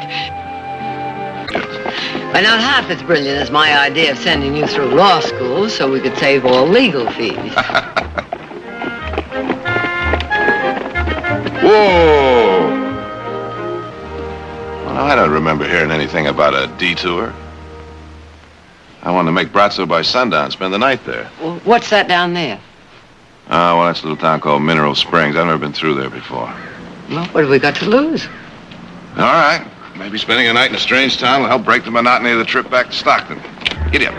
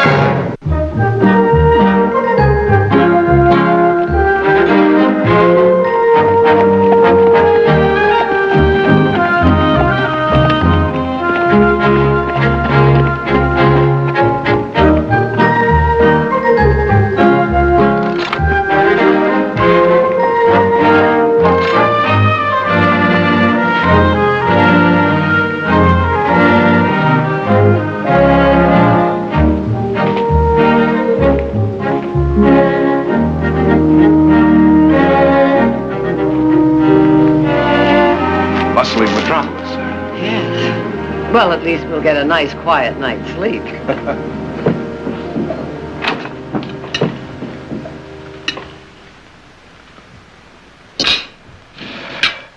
How was yours? Awful. But at least the portions are small. Oh. I think you've made a little mistake here. $11. You're right, sir. There was a mistake. Thank you for calling it to my attention. That's perfectly all right, young lady. $12? I forgot the bread and butter. Young lady, two people can have the finest meal in the most elegant restaurant in San Francisco for half what you charged. San Francisco must be a wonderful place. You can't ask for a better explanation than that. No. Pay the lady before she remembers to charge us for the salt and pepper. Oh, no, ma'am. That comes with the meal. And it was the best part of it. Young lady, I hope you will have the decency to use some of these ill-gotten gains to buy your cook a cookbook.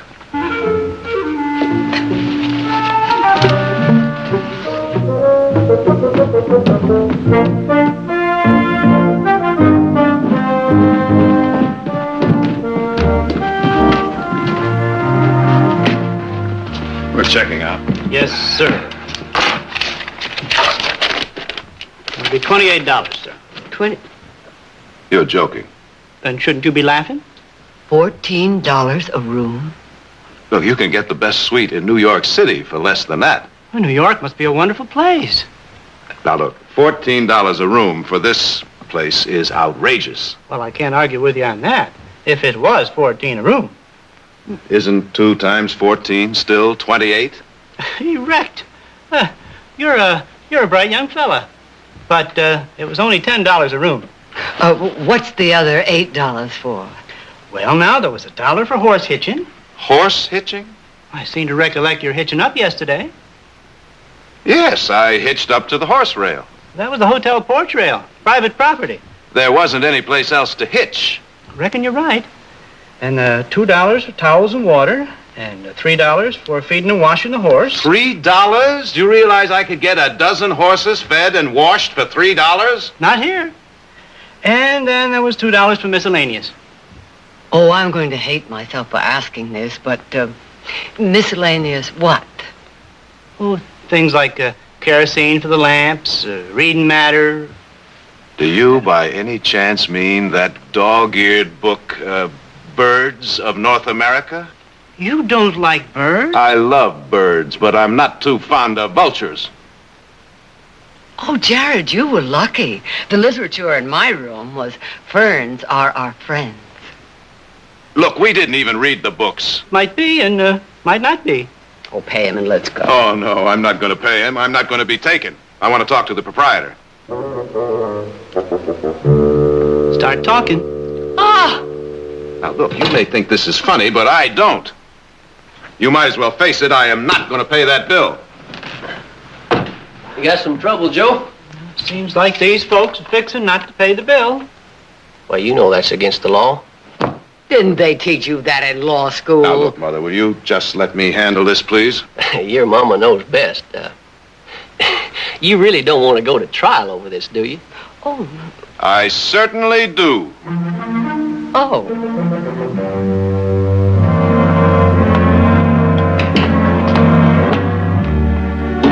All right, straight in there, folks. You mean to say you try cases in there? Oh, no, over there, but Judge won't be holding court till this afternoon. Well, then why do we have to stay in there? Oh, you don't, ma'am, no. You just have to post bail. Post bail? How much? $200 apiece. 150.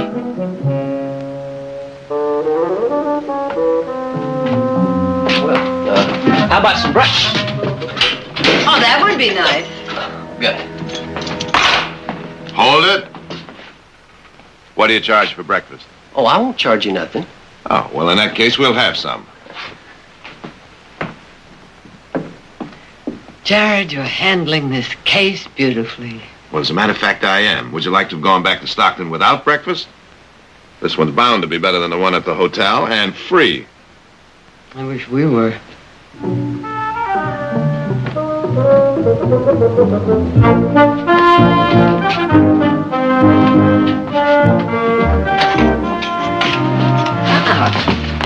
Uh-oh. We're still in enemy territory. Good morning. Breakfast will be $3, please. I thought you said there was no charge. Oh, I said I wouldn't charge it. I didn't say what she'd do. In advance, no doubt? Well, seeing as how you're behind bars, your credit isn't as good as it might be. She's got a point. I told you I'd handle this. I know you did, but I'm in jail and I'm hungry. Oh, all right. Here's your $3. Thank you.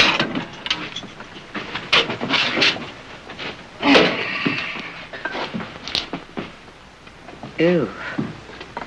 The cook did not buy the cookbook.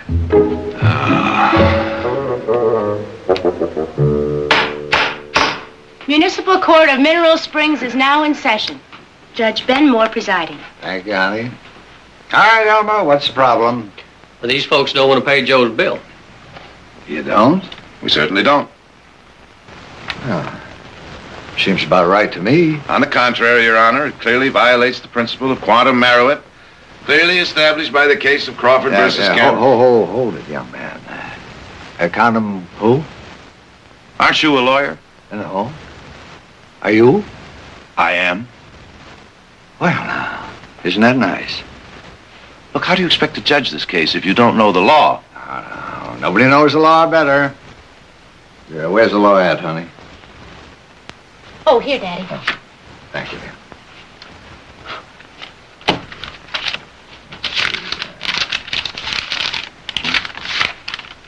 Here it is, right here. Now, it says, anybody who don't pay his bills is breaking the law and goes to jail until he does. That's what it says here. You're breaking the law, all right. I'd like to know the origin of those laws. Well, I'll be glad to tell you. Duly passed by the mayor and the town council. I'd like to discuss this with the mayor. Oh, sure thing.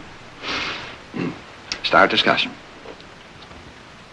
You're the mayor.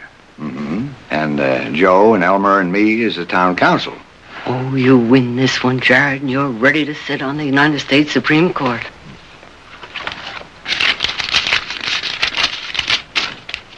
$28. 38. What's the extra 10 for? Court costs. Now, look, this is highway robbery. There ought to be a law against you. This is the most outrageous thing Pay him. I always say a man's best friend is his mother. Oh, I can't take any more of this. I'll pay. There, we're square. Uh-huh. Now what? A little matter of contempt of court. I don't believe this. Oh, I do. Outrageous, highway robbery. It's pretty strong words, young fella. See, I wonder what that's worth. What I am thinking is worth at least $100. You say $100? That sounds about right to me. I trust your judgment, young fella. After all, you went to law school. Not a good that's done us. Look, whose side are you on? Apparently the wrong one. See, now, $100 will do it. All I've got is $90. There.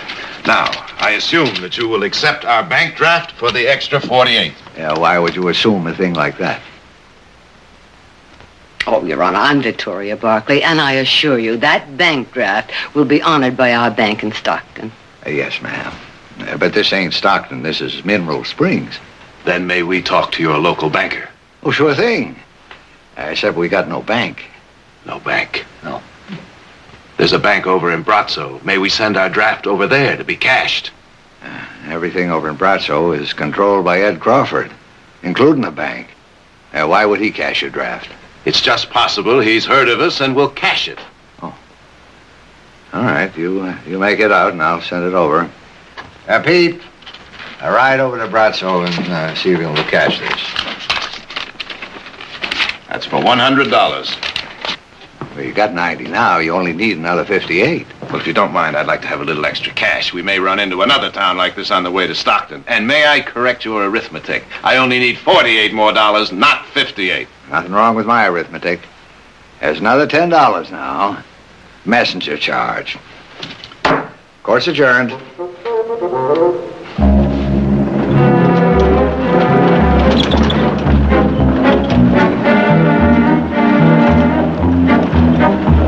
Well, of course I know about the Barclays.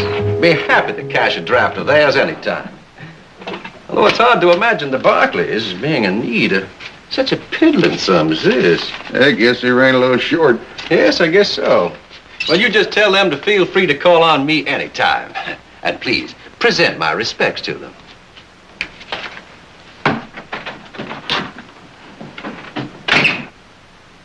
Now, what do you suppose the Barclays are doing in Mineral Springs? Oh, just passing through, probably. Yes, well, I hope so.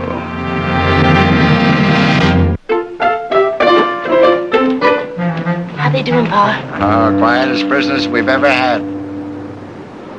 They sure are nice folks. Seem to be. Do they have to stay in jail, Pa? Well, seeing as how we're holding their buggy, They couldn't get very far. I mean, it doesn't seem right to keep them cooped up. you're sweet and thoughtful, Janie. Just like your ma.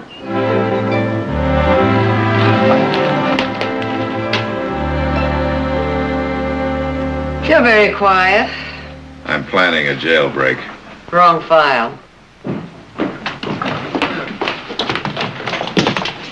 The money come? Not yet. But we're letting you out till it arrives. Well, this sudden trust in us is very touching. Janie here thought you'd been cooped up a little too long. Oh, aren't you afraid we'll try and run away? No, we ain't. We got your buggy, you know. And I'm not much of a runner on an empty stomach. That's right. Well, Oh, I'd be glad to fix you some lunch. No charge. Oh, that's very kind of you, but do you mind if I fix the lunch? Oh, you don't want to bother? oh, yes, she does. Why don't you just come along and join us?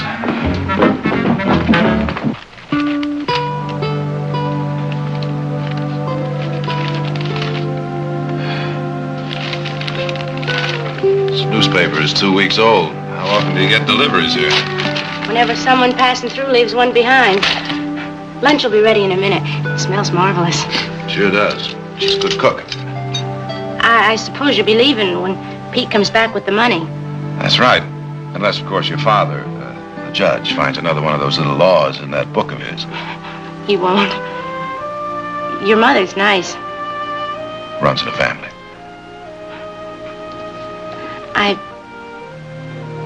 I don't suppose you could stay a while. Oh, Janie, I'm afraid this town is just a little too rich for our blood.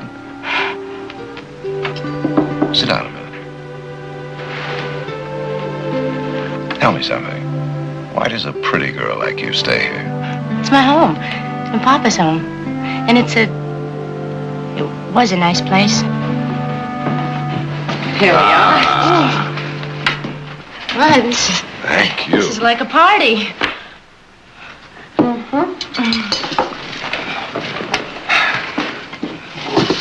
Now.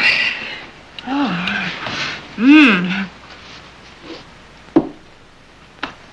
This is good. I wish I could cook. My mama died when I was a baby, and Papa didn't know how to teach me. It's so unfair to Joe, me working in the kitchen. Why do you? I'm about all that's available. Well, where is everybody? Moved away mostly. Why? I guess there's no point in pretending. The town is dying. Nobody even comes through here anymore. Well, I can't say that I blame them. Oh, but it wasn't always like this. See, Grandpa started this town, and Papa helped build it. And it was a nice place. There was almost 500 people that lived around here once. I mean, good people. Farming and ranching and running small businesses and building futures. Now, there's less than 100. What happened? That Ed Crawford put his hands around this town's throat and squeezed. Well, it seems to me to take a pretty big pair of hands to do that. Well, he did it.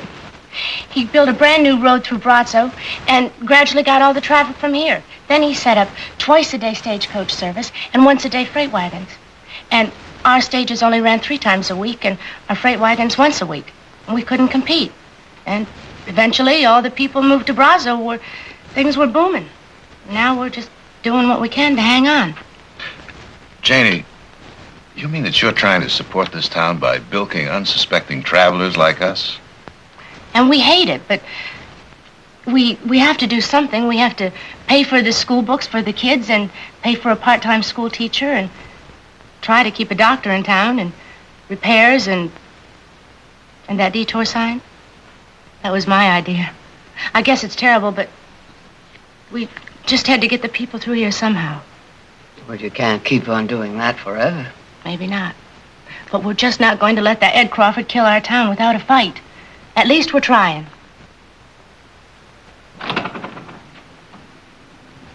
Well, Pete's back.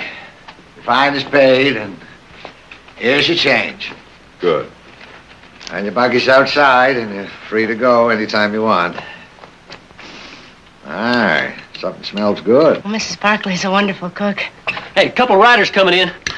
I better get Joe. I gotta get things ready. Thank you for the nice lunch.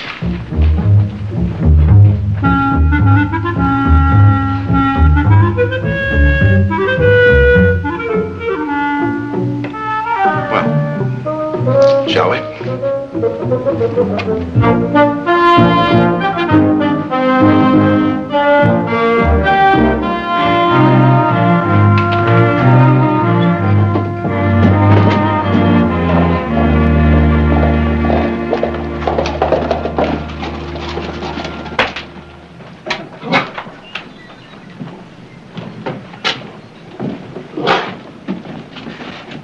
Horse hitching.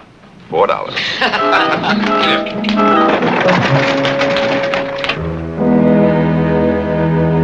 Ferns are our friends. $1 for bread and butter. I wish Audra and Heath were here for this. Not that funny, Nick. Of course it isn't. $148 to stay overnight. Who's running the town? The Dalton gang? They're really very decent people. Of course they are. When are you going back for another visit? Couple of days. What for? To finish reading Birds of North America? Nope, we're going into business there. Stagecoach line and a freight service. From Mineral Springs all the way through the valley to Stockton. You're not serious. He is serious. Oh, well, now, come on, Jared. Just because you feel sorry for him. Well, it doesn't have anything to do with that.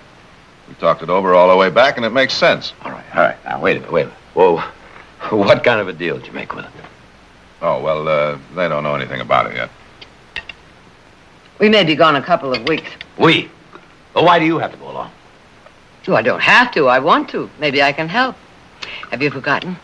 I used to help my family run a freight service. Matter of fact, that's how I met your father. And it sure brought me good luck. With my experience, maybe I can bring them some good luck. Mother, you sure are something. Yes. Aren't I, though?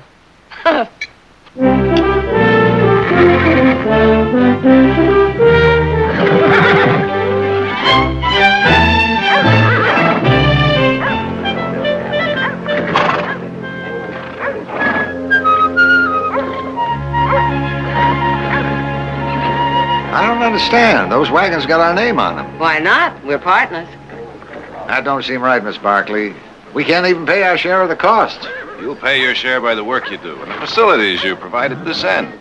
Hey, see that old empty store over there? Make a great depot. Why would you want to help us? It's a business venture, and if we're successful, it will be good for you, us, and the whole valley. Makes a lot of sense, Ben. We in business, partner?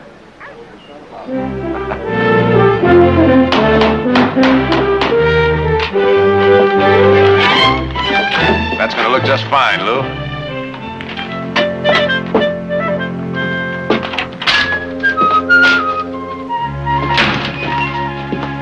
How you doing with those schedules? Well, I've got the one worked out from Mineral Springs to Stockton, but not the one from Stockton to Mineral Springs. Well, what's the problem? You just reverse them. Have you forgotten that long hill 7 miles out of Stockton? Well, what about it? Well, it doesn't much matter going down the hill. But going up in the heat of midday, well, it's slow and tiring for the horses, uncomfortable for the passengers. What I'm trying to work out is a schedule that will get the freights and stages up the hill in the cool of mid-morning or late afternoon. You know, that Nick is right for once. You really are something.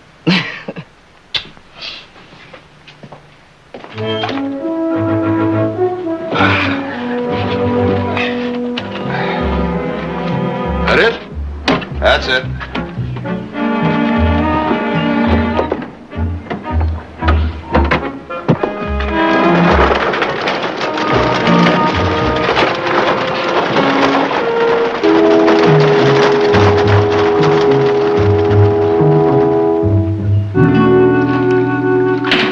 Evening, Ben. Evening. Coffee, Papa? What's wrong? Evening stage just came in. No passengers again. Been in business a week and only had 5 passengers all that time. The freight we've been hauling won't even pay for the horses' feed. We can't go on like this, Miss Barkley, letting you pay everybody's salaries with nothing to show for it. Well, if we're not complaining, why should you? Just don't seem right. Ben, people are used to doing business in Brazzo. Give them time, they'll come to us. But will they? Sure they will, and starting tomorrow. Seems to me you're building up a lot of rash hopes, Miss Barkley. Oh, I don't think so. When the morning stage leaves for Stockton, if there are no paying customers, we'll fill it with non-paying townspeople, and we'll fill the freights with empty boxes. Well, I don't understand. What good's that going to do? Well, when people see our freights and stages going through loaded, they'll start coming to us.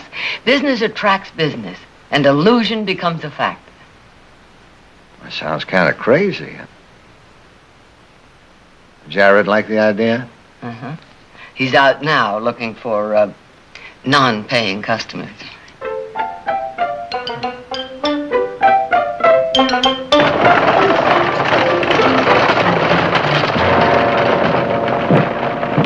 Morning, Mr. Crawford. Bert, everything going well? Well, I don't know. Anderson didn't show with his load this morning. Gilman, Miller, they didn't show yesterday. Well, now, perhaps they're just not ready to ship yet. Maybe. But, a couple of boys have been telling me they've been seeing them wagons from Mineral Springs all loaded up and making the runs. Are the Barkleys still in Mineral Springs? Put it in.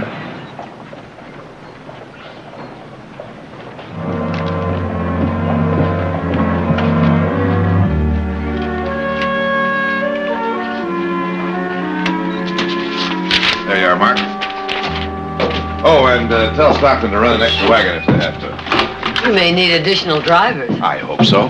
Hey, is that real business or make-believe? That's the real thing, Elmer. Boy, it sure beats arresting horse hitchers, don't it?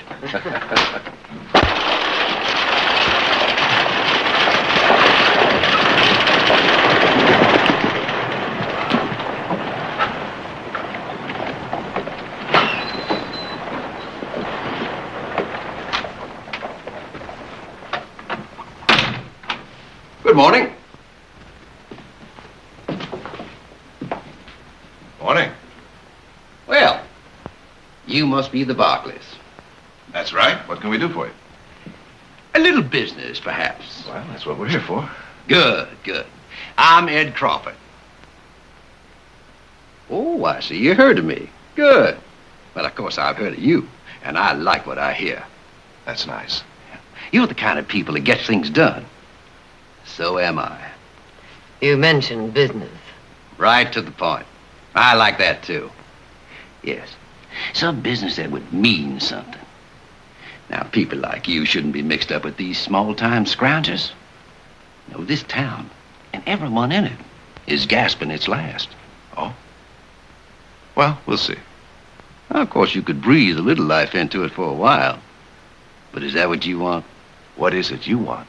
To do business with you. Now, Brazzo has become the center of things in this part of the valley. Stockton is the center of things out your way. Now, if we pool our strengths and work together, we could control this entire county. Well, what makes you think we want to control this county? You see, all we really want to control is you. Well, perhaps you think it over and reconsider. Good morning. Good morning.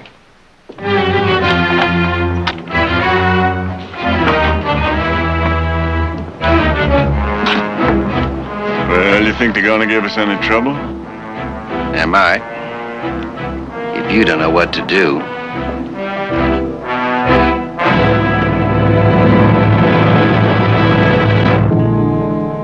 I just can't understand it, Ben. In a week, we've lost almost all the business we've built up. There's got to be some explanation for it. I've been talking to people, but everyone's clammed up. Never had trouble talking to them before. It's like they were scared.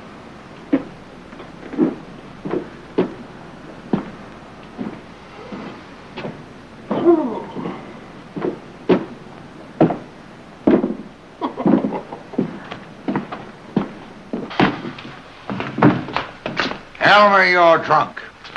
You drink, you get drunk. But on duty? I seen my duty and I done it. Jeff Gray does not like to drink alone. Now, you get out of here and go sleep it off someplace. I ain't that drunk. And Mr. Barkley and I got some business to discuss. So have I. Jeff's freight business. Which we don't happen to have anymore. Ben, you know Jeff. Sober, you can't get a word out of him. Well, drunk, you can't shut him up. Now, wait a minute. You mean you got him to talk? Matched him drink for drink. He sprung like a leaky trough. Jeff has been threatened. By who? Even Jeff doesn't know. A couple of fellas showed up at his ranch the other night. Said they knew he'd been shipping out of Mineral Springs. If he didn't start shipping out of Brazzo, they'd burn him out. And all the others, too? According to Jeff. Well, it's Crawford's men. There isn't any doubt about that. But what I can't figure out is how they know who's shipping what. Now, did Jeff have any idea about that? No. But I do. I've been noticing. A couple of strangers been hanging around the depot lately. You know, watching the wagons coming and going. Yeah, who's shipping and who's bringing stuff in, right? And watching the stagecoaches. Come here. I want to show you something.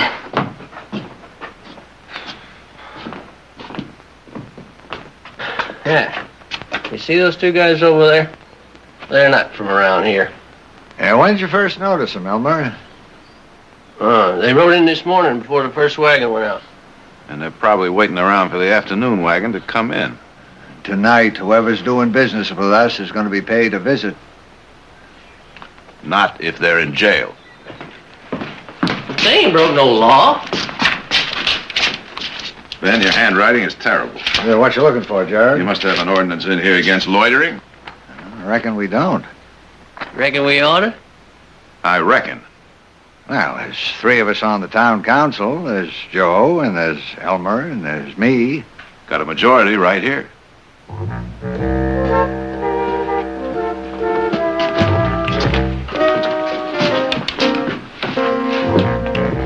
All loiterers will be arrested. How's that? That sounds legal to me. Al Elmer, you think you can handle it? Ben, the day I can't outdrink Jeff Gray, I'll turn in my badge.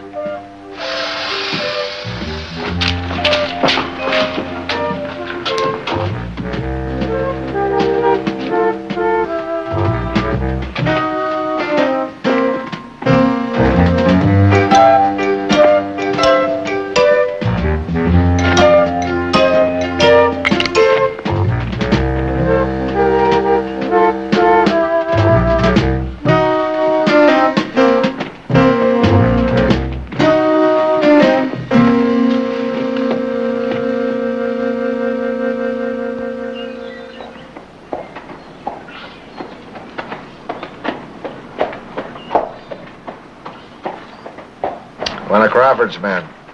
Yeah. You know, galloping down a busy street like this just isn't safe.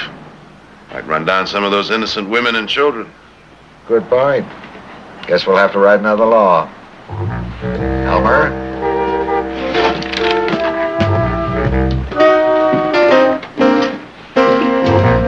No galloping on busy street.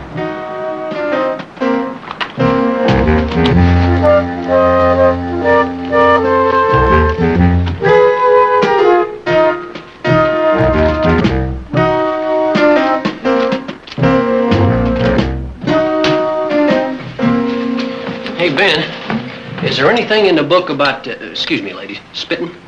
No, but there will be in a minute. You think the jail's big enough?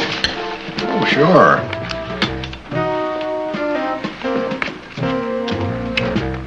No spitting, excuse me, ladies, allowed.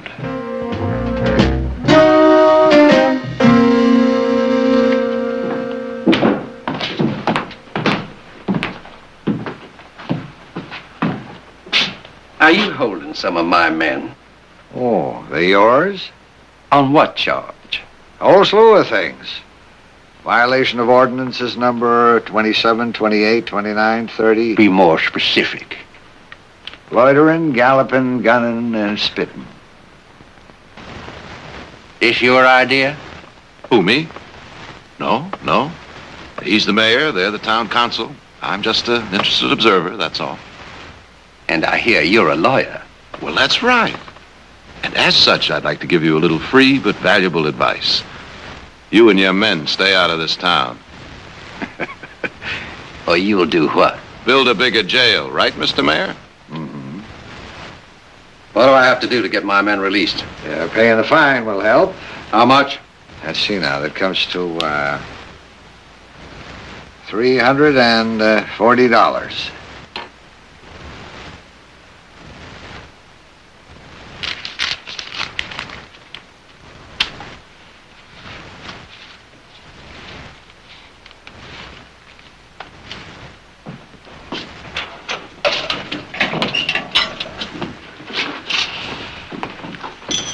What about the guns? They're confiscated. Everyone in town is wearing one. Local residents got a right. Ordinance number 32.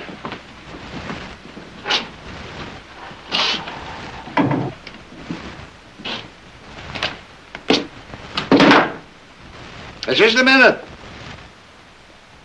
What? Ordinance number 33. Smoking in a public building.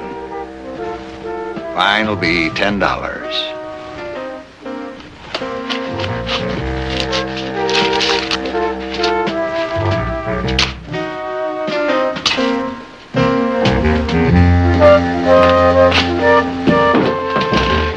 I never would have believed that. Oh, me neither. Took it like a lamb. Never said a thing. Oh, he said a lot. Loud and clear. Mr. Crawford has just declared war, gentlemen.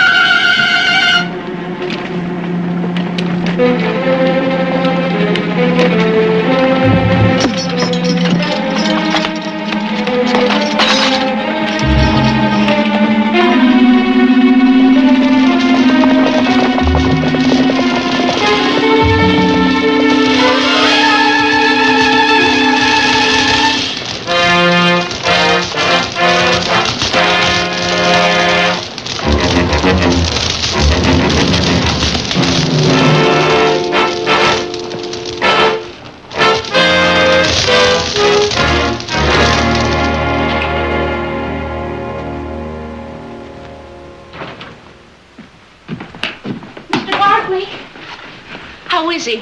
He's going to be all right. Are you sure? Doc's got him all fixed up. All he needs now is some rest. What are you going to do? Well, we can't send the wagons out anymore without armed guards. There aren't any around here. So I've wired my brother Nick to hire the men we need. They should arrive tomorrow. No! Well, we've got to do something. What's the matter with you? Hasn't there been enough damage? Are you going to keep going until someone gets killed? Oh, wait a minute.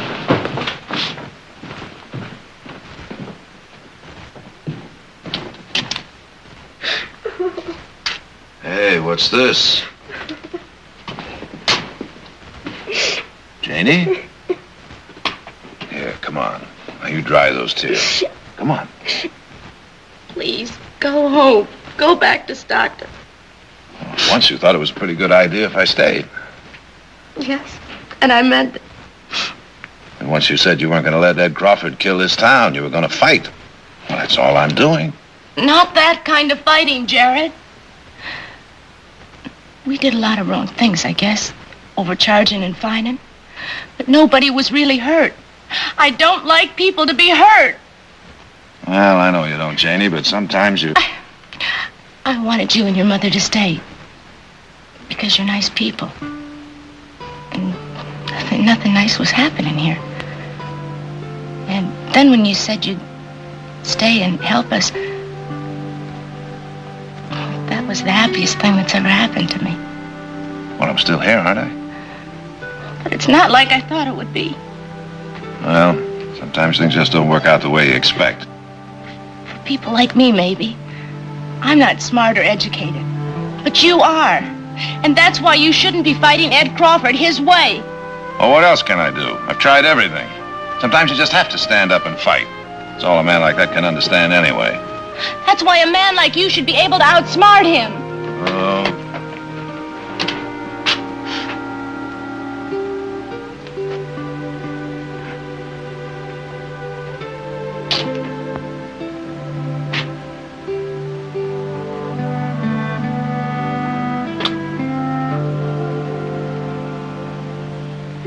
Why'd you do that? I guess because I wanted to. No, Jenny.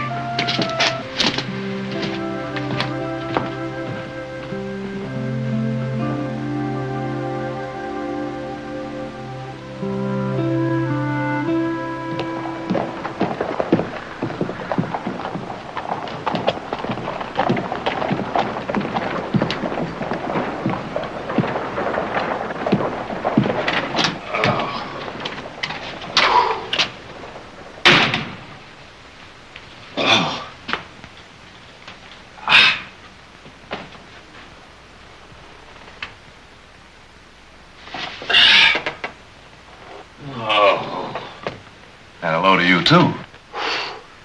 Nick, you look awful. Where the devil have you been? You were supposed to be here this morning. About my looks. 25-mile walk on that road in the sun is not exactly any beauty treatment, you know. What happened? Bushwhack just the other side of the big rock. 20 of them, 9 of us. And they turned our horses loose. Anybody hurt? No, but if that was the Crawford gang and they were trying to get a message across, it sure worked. The men I brought with me, they're on their way back to Stockton. They all quit, huh? On the spot. If word of this gets around, we won't be able to hire guards for all the money in Stockton. Oh, isn't there any kind of law around here? Not enough. Not even enough to go in there and arrest this Crawford? On what charge? We don't have any proof that he's raiding our wagons. Well, now, what kind of proof do you need? Nick, his men always wear masks, and they don't take the wagon, so we can't catch him with the goods. So isn't there some way we can make them take the wagon? And how do you propose to do that? They're not interested in loot. Well, maybe they're just not interested in the kind of loot you're carrying. Oh, everything's always so simple for you. What am I supposed to do? Just ship something they'd like a load of harem girls, or... Hey, wait a minute. Wait a minute. You may have an idea there. Harem girls? No. It's something that would make them just as dizzy.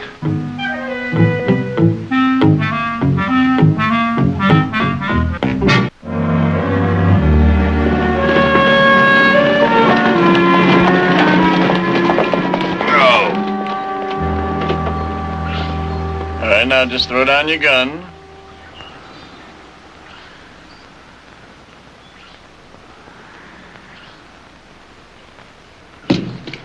Start walking.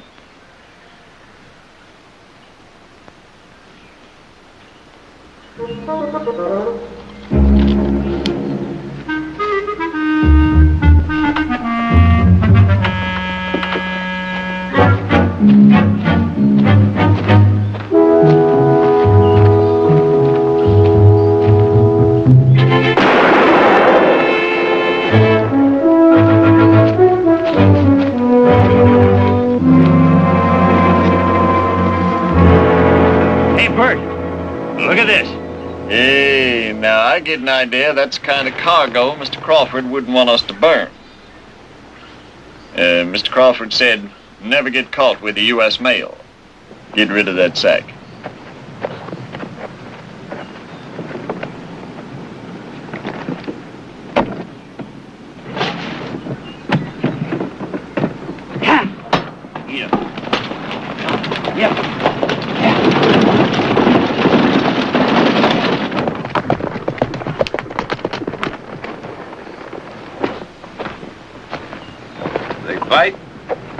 This is all they left. You know, Nick, when we imported all that beautiful champagne from Europe last year, I never figured we'd be using it this way. Yeah, well, we did want it for a special occasion. Well, this is a special occasion. Mm-hmm.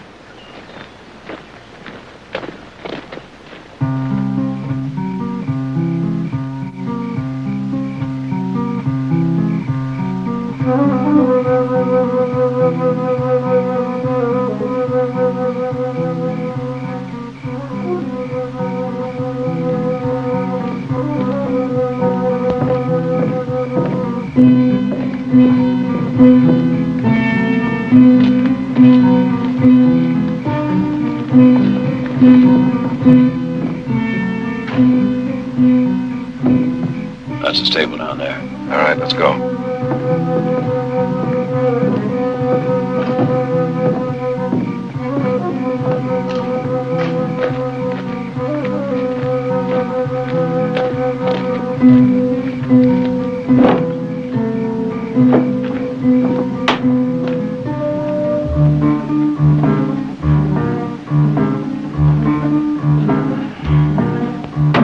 Where the devil could they have hidden that wagon?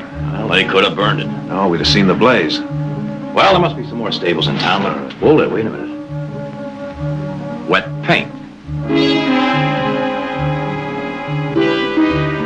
I'll get it hitched up.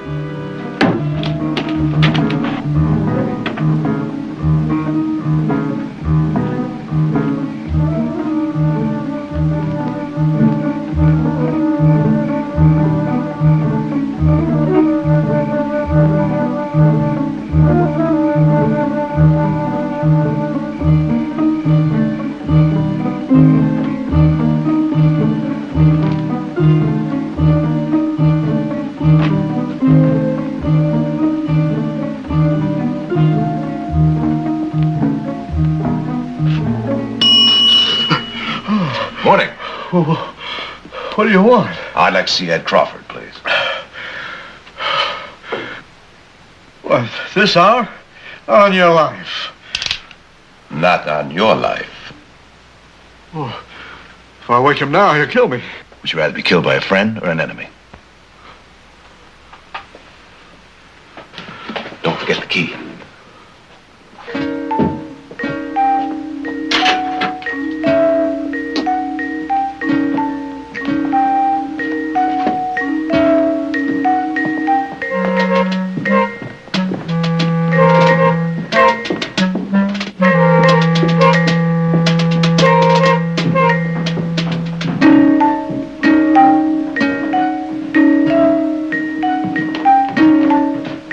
Open it.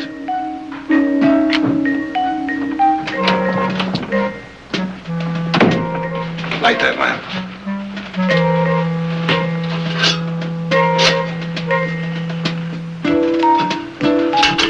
All right, get over here.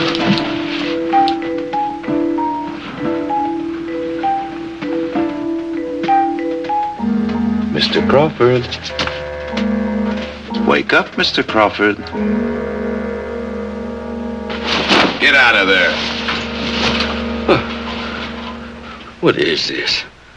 Some kind of a joke? No joke. You're under arrest. Are you crazy? You can't arrest me. Oh, can't I? Now, that is a U.S. deputy badge. My, what good eyes you have, Grandma. Where'd you get that? Ben Moore introduced me to a federal marshal. Now get out of there. Well, now, just a minute. Geez, you gonna let me get dressed? Why, I think you look perfectly fetching the way you are. I couldn't help it, Mr. Crawford. He made me. Get over here.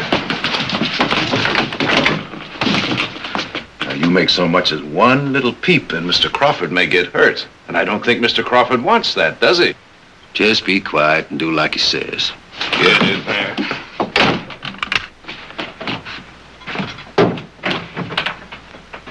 All right, let's go. Move!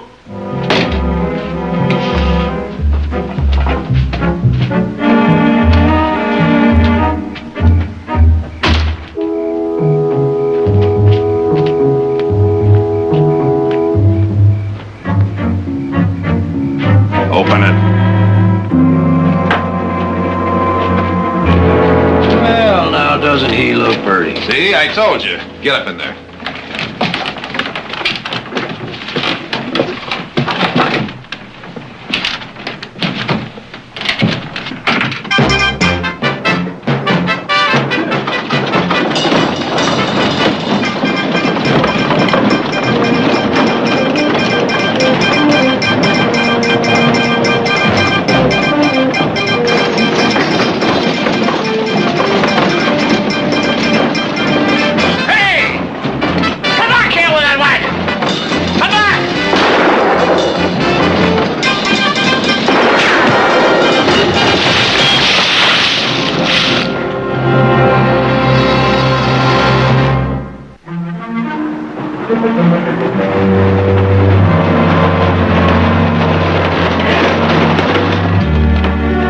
Get down.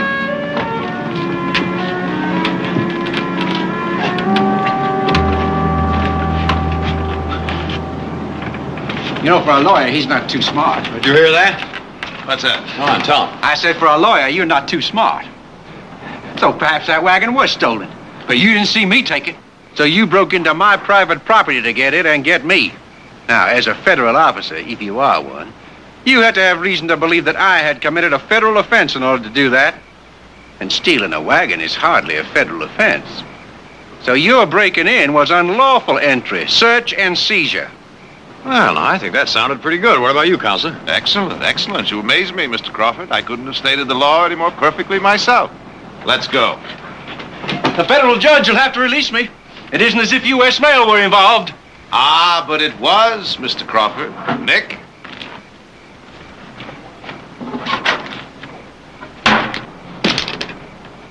A second bag. Second bag. There's one other offense, Mr. Crawford. Going around in public in that... Call.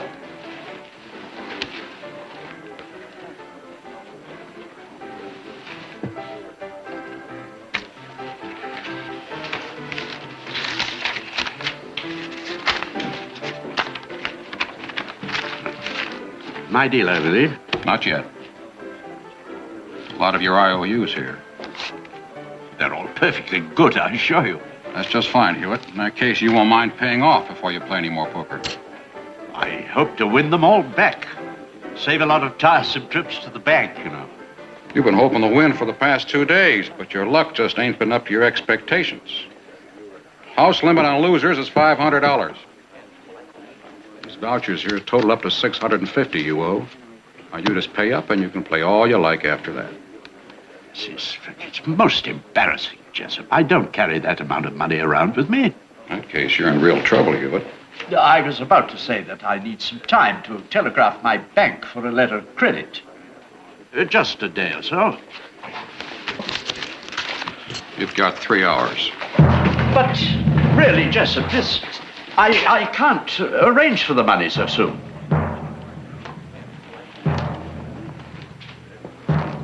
Three hours.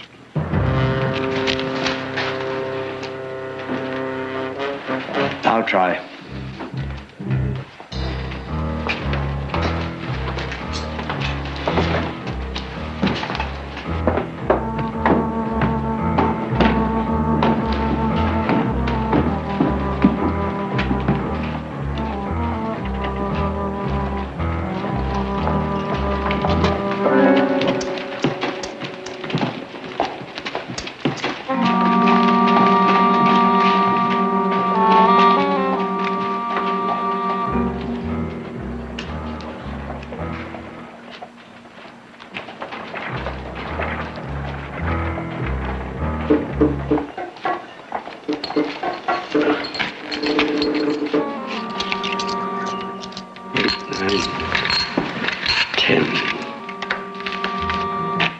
Hewitt.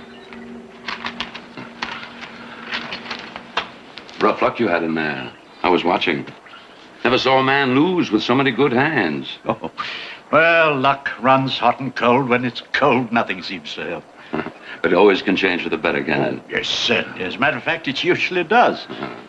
I don't think we've met, Mr. Jace Timmons. I own the freight line here in town. Edward Winfield Hewitt. Hewitt, if you don't mind my butting in, let me give you a little advice. Don't wait too long to pay Jessup. When it comes to money owed him, he's got less patience than a stuck bull. Best you pay up quick. But I have to wire San Francisco for the money. I don't know. That kind of thing is liable to take time. Maybe more than 3 hours. I can't understand why he's in such a hurry. Might be he doesn't think there is any money in San Francisco. You do have the money, don't you? You don't suppose I'd dream of sitting down to a game of cards unless I had adequate funds. What do you think I am? I didn't mean anything by it. But to keep your playing cash in San Francisco. Well, as long as you can pay off, it's all right, I guess. If there should be some little difficulty in obtaining the money. Well, people who tangle with Jessup wind up dead. Tell you what, Hewitt. If you have any trouble at all getting the money, you come see me. I might have a job for you. It'd pay $800. What sort of job pays all that money? Special job. Unless you definitely wanted it, I couldn't give you the details. You understand, it's pretty important. But if you did take it, I could get Jessup to let you off the string. Guarantee him payment when you complete the job. Are you interested, Hewitt? Well, I'm not sure. That fellow who followed me out of the saloon. John Clay, Jessup's hired enforcer. I wouldn't push that deadline too close, Hewitt. Clay has been known to kill a man and bring his gold fillings back to Jessup to pay off a debt. Well, if you want the job, you can find me at my office or at the saloon. Thanks.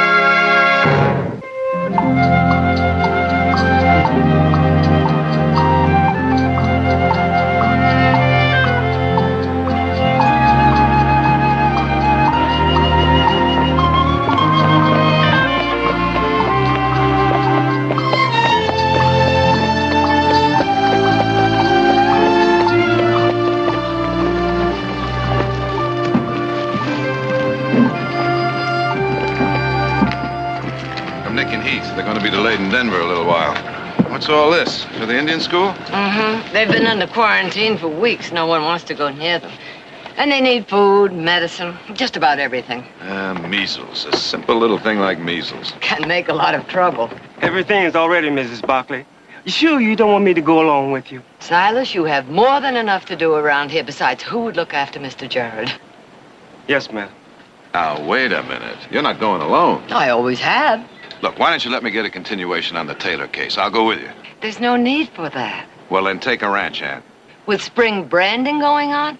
Jared, I don't need a bodyguard. I don't want one. I'm only going to the Indian village. Yes, I know. I know that country like I know my own name. If I take a few shortcuts, I'll be there by tomorrow afternoon. I'll send you a telegram when I arrive. Well, all right, but be careful, will you? Oh, don't worry. I've had the measles.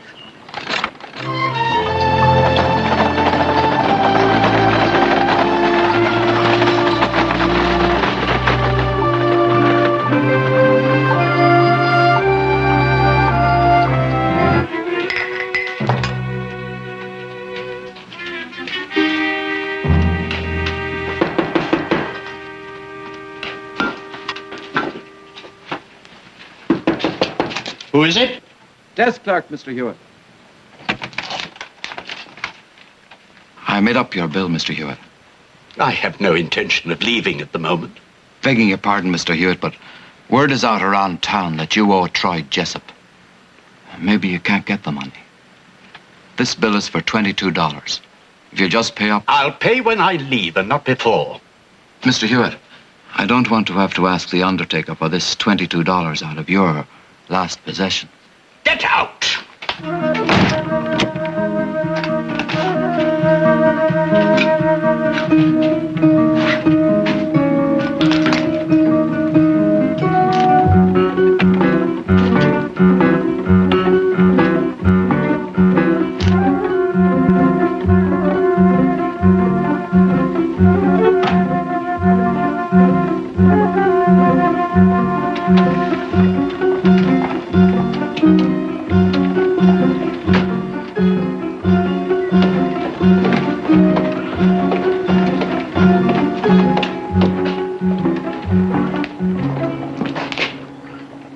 Late. I was on my way to the bank to see if the money had arrived. I didn't see you send a wire. It's conceivable you don't see everything. Maybe. You taking that money out in pennies? That is none of your business. Not yet. You got about an hour. Then I'll see you.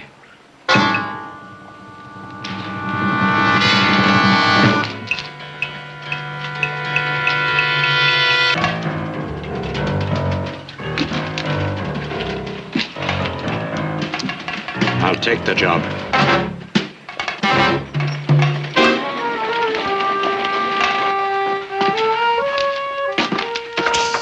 Well, there it is.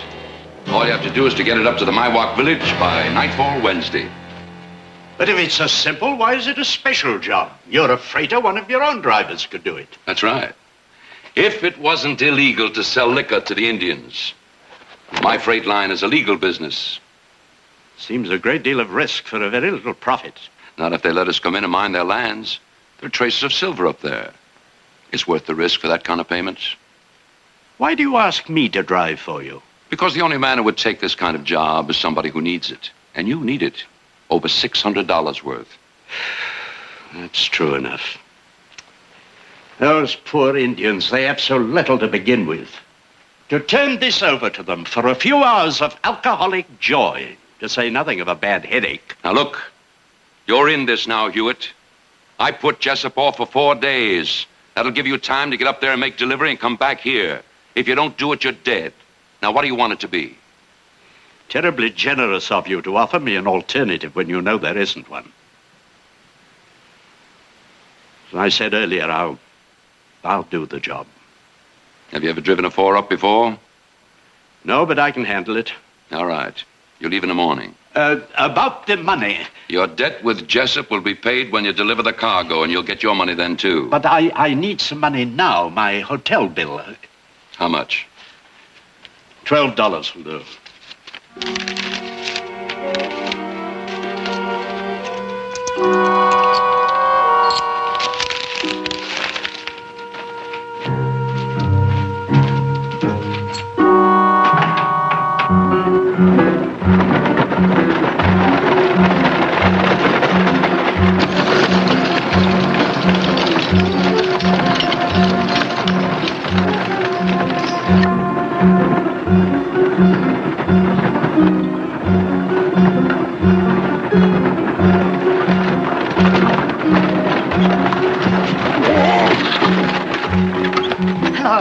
I wonder if you would help me. I'm on my way to Stantonville and my wagon broke an axle. Are you going that far? Well, I'm going in that direction, yes. Well, I'm Victoria Barkley. Now, if I could just get there, I could hire another rig and send someone back for mine. So you're Mrs. Barkley, of the Stockton Barkleys? Yes, I am. Ah, well, I am going to Stantonville, and I'd be happy to have your company. Oh, thank you. I wonder if you'd be kind enough to help me with all my boxes. Oh, by all means. New team, they just don't seem to want to stand still. Well, sometimes it takes a while for them to know what you want of them. Yes, I suppose so.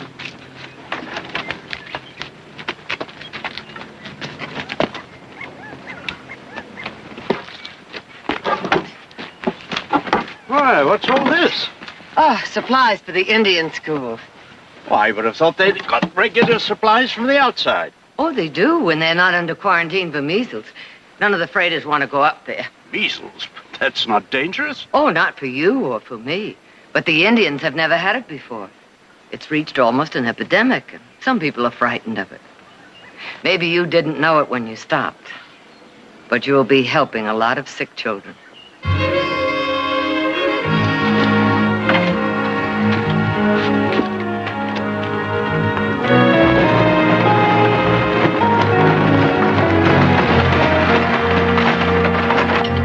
I met your chargé d'affaires some years ago at court. Gracious gentleman and connoisseur. He agreed with me that walking down the Mall on a Sunday afternoon was one of life's greatest pleasures. My daughter felt the same way about it. She spent a lot of time in London when she went to Europe. Ah, that'd be young Audra, wouldn't it? Yes, how did you know? Mrs. Barkley, I must confess to being a great admirer of your family. Your husband and yourself have built a position here out of nothing. It's something I want to do, have to do. I suppose I should have made my mark in this country years ago. But as the third son, I inherited no estate or title. But there was a considerable sum of money which I decided to invest in a cattle ranch in Wyoming. What happened? My present state is the result of that investment. I rather unwisely allowed agents to handle the arrangements whilst I lived the life of a gentleman rancher in London. After a while, I began to realize that the reports I was receiving were not only evasive and unsatisfactory, but also rather few. So I decided to take the last of my inheritance and come to Wyoming to see the ranch. And they had never heard of you. Quite correct. The property existed only on paper. I imagine those two agents are living rather well off somewhere now. And here I am driving a freight wagon. I'm sorry. But perhaps this will be a new beginning for you. Get up. Let's get moving.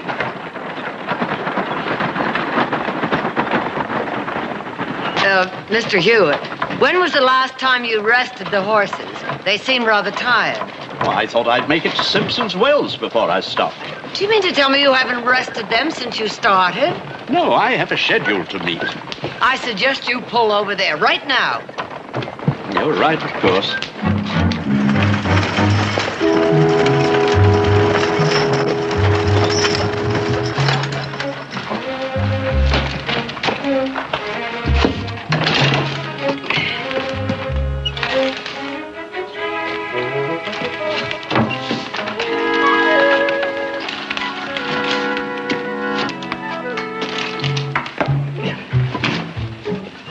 I have some sandwiches here. Would you care to join me?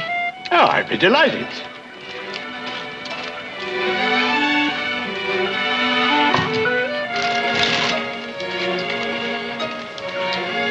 I'll see to the team first.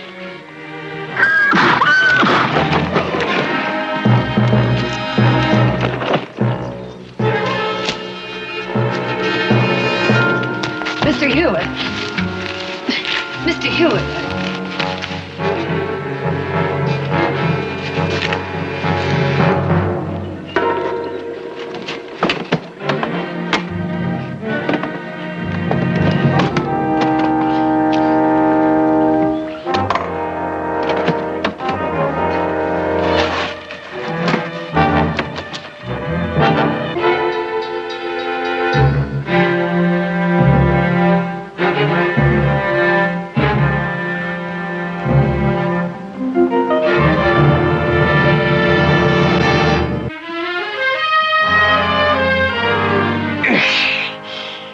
I suppose it's obvious to you that this is the first time I've ever done this kind of work. Only a small cut. You'll be all right. What's wrong, Mrs. Barclay? You told me you were hauling farm tools for the My Walk Village. Now, since when do farm tools come in whiskey bottles? Who gave you permission to go snooping around? I was looking for water for you. How can you do this? Do you know what that poison cost them in more than money? Now, just a minute, Mrs. Barclay. I'm not selling them that liquor. I'm just the driver. That's what I'm paid for. That makes you just as guilty and just as dirty. Well, man has to find some way of earning a living. A man has to have some honor, too. I think you'll find, Mrs. Barclay, that necessity often negates honor. And absolute necessity does away with ethics. Does a freight driver's pay mean that much to you? In this instance, yes. You object to what I'm doing, and I understand your point of view. But looking at it practically, you have no way to move your precious goods except with my illegal cargo. Necessity over honor, Mrs. Barclay.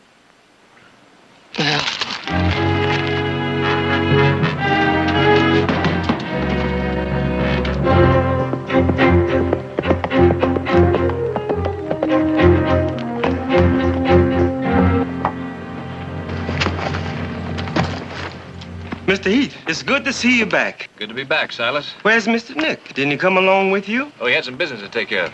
Well, he sure's gonna miss a good dinner tonight. Well, I'd say that serves him about right, huh? Here, I'll tend your horse for you. All right, Silas, thank you.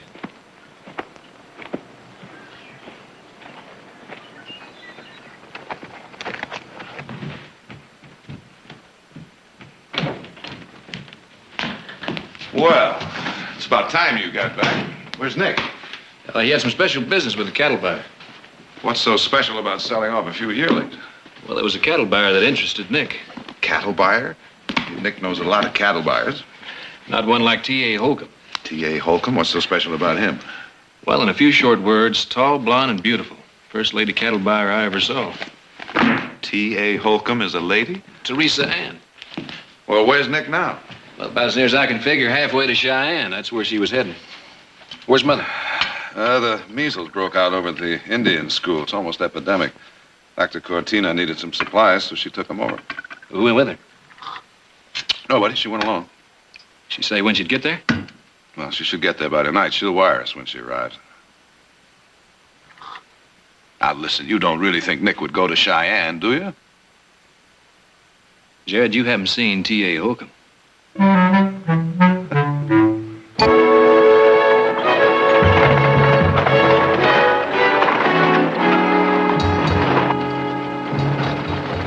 What are you going to do?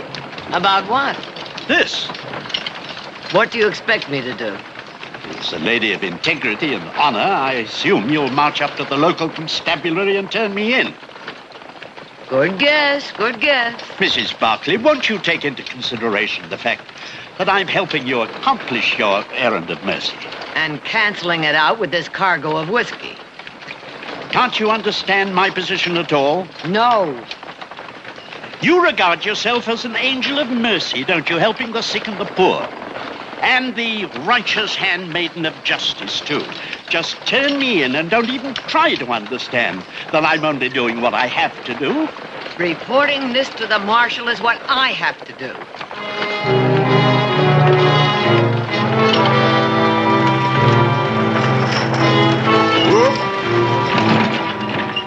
I can't let you do that. Well, I was wondering when you were going to get around to that. Well, how are you going to do it? Shoot me? There's a good place for it over there. They wouldn't find my body for quite some time. That is, if you're brave enough to kill a woman. Mrs. Barclay, please, I had no such thought. But you must admit it'd be foolish of me to drop you at the door of the Stantonville jail so you can turn me in. No, you're getting off here. You'll be safe enough. And it's a long walk to Stantonville. I'll be long gone before you arrive. And your supplies are getting off here, too. Your horses I'll leave at the livery stable in town.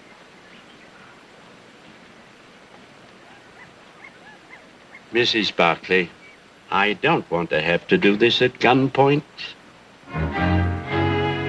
Please get down.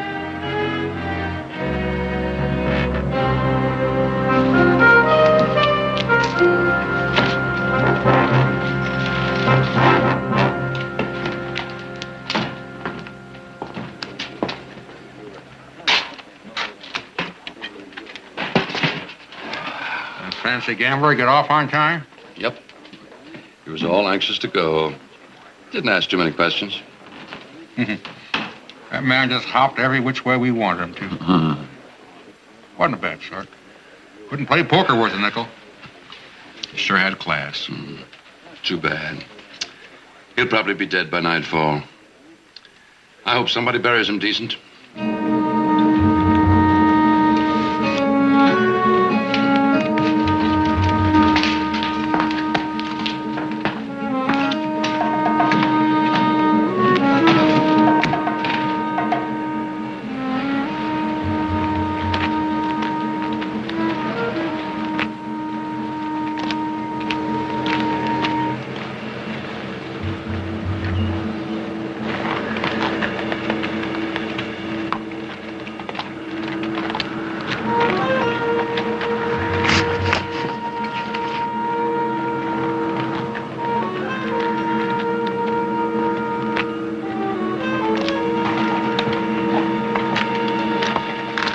Oh, it's you.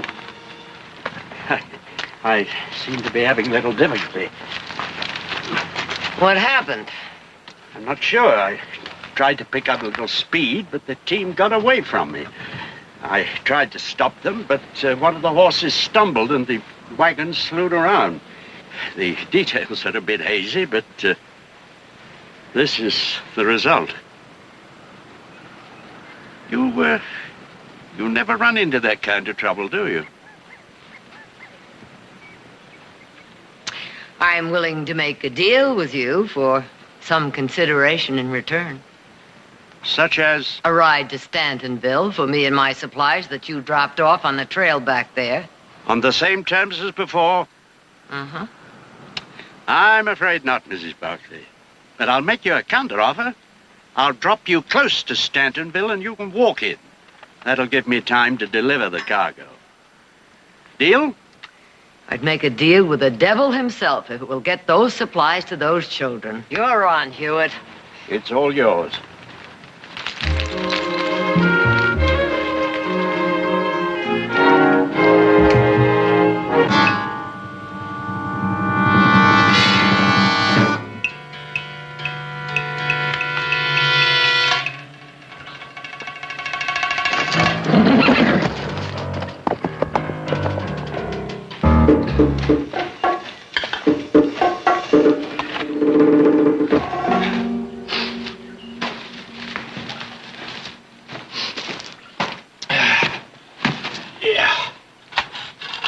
Did you see the wagon? Yep. Down the same old road as always. Well, that old Timmons fella just never learns, do he? You know, he's turning out to be our benefactor. If I was a religious man, I'd offer up a prayer for his continued good health. I tell you one thing, boy. That old driver he hired, you don't seem too smart neither. Boy, he acts like he'd never seen a team of horses before in his life. Shoot, he had him so fouled up there once, thought he was going to be there next Tuesday. Well, maybe you should have given him a hand. Might have saved some time. Well, I might have done just that. But this woman started helping him.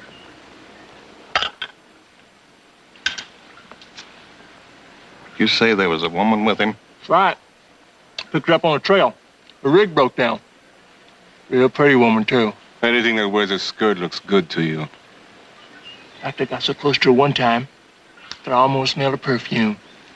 Which reminds me, Lloyd, when we getting back to a town again? Just as soon as we take that shipment and sell it to the Paiutes across the line in Nevada. Well, now, how much money you think we gonna make? More than enough to last for the next few months, anyway.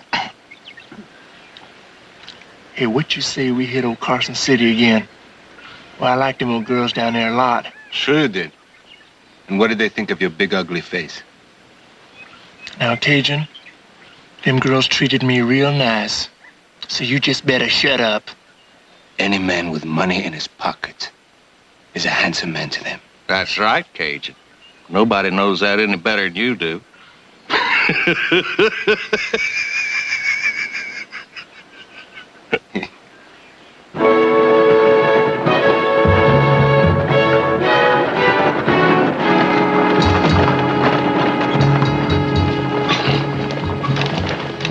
There's a blanket under the seat if you're cold. I'm quite comfortable, thank you. Take that road straight ahead. It's a shortcut. Where does it lead to? Oh, don't worry. It doesn't go anywhere near civilization. It's just a little old ghost town. Thanks. I hope that didn't strain your ethics too much. Worry about your own ethics. That is, if you have any left. Oh, I think one or two survive. Childhood training, you know. God and country, mother, women and children first. Mm-hmm. Well, you can drop the last two. This liquor of yours will hurt even them. I've told you before, it is not my liquor. I'm only the driver. And that makes you as innocent as a typhoid carrier.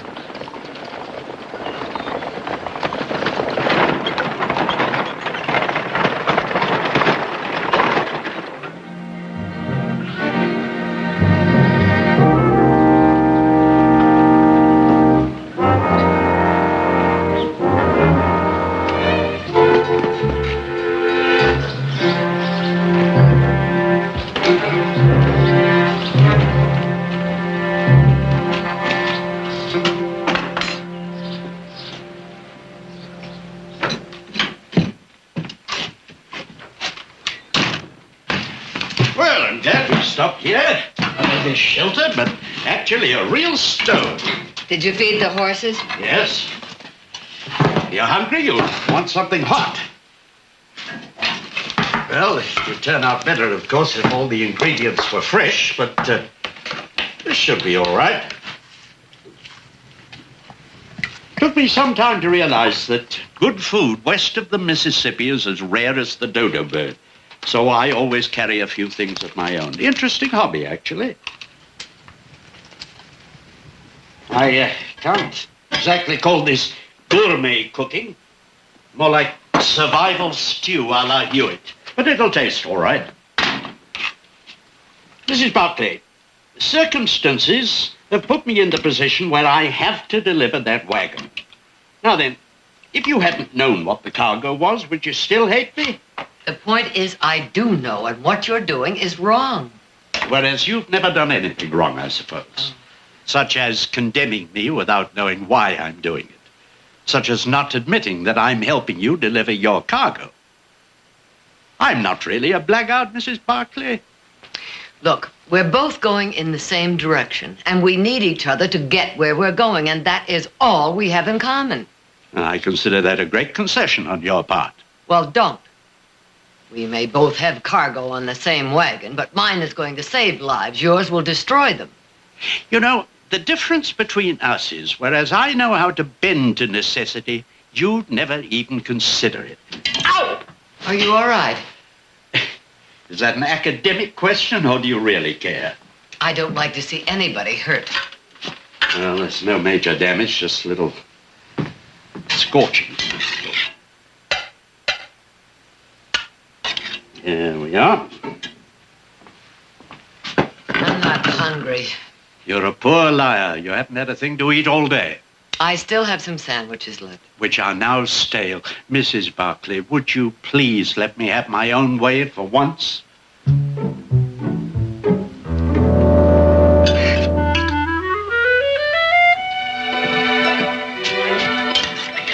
Well, I'll say one thing, Mr. Hewitt. If you would confine your activities to cooking, you'd be a lot better off in this world.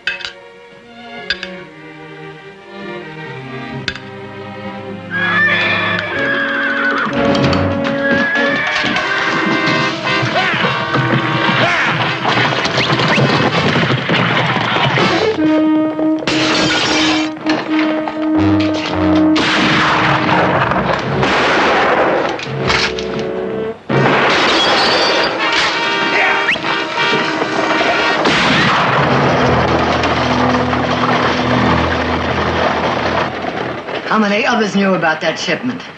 I don't know. Obviously, those thieves did.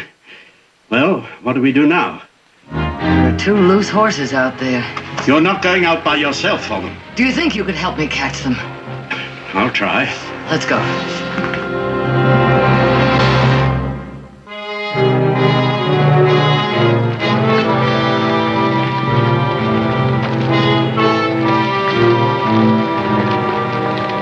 Hey, here are some tracks. No, those weren't made by my horses. Those were made when the ground was wet. Some riders must have passed through here about a week ago. Now see, those over there. Now they're fresh, and they come in from the right direction. How did you learn to track? Oh, you learn a lot of things out here when you have to. Come on.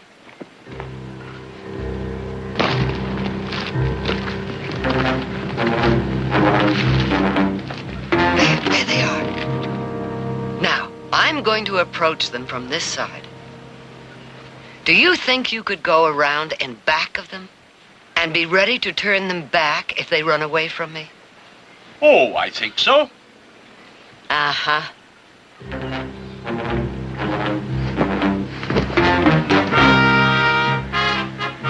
Easy, boy. Easy, Sandy.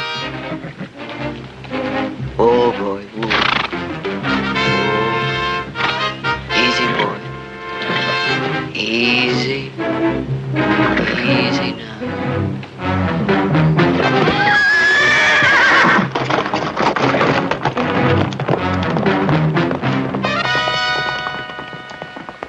Oh!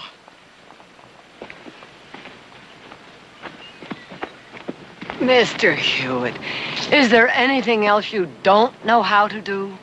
I don't know. I seem to keep on discovering new ones.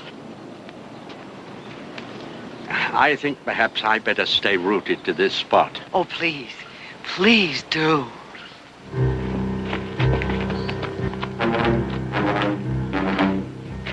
Easy, Sandy. All right, boy.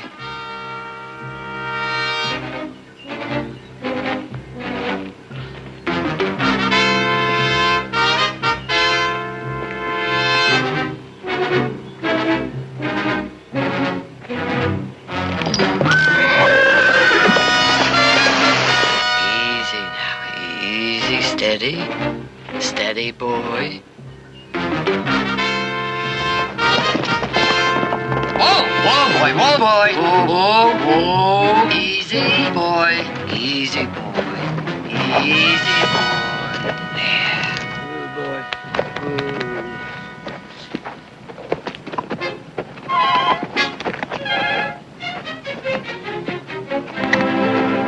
No trouble at all.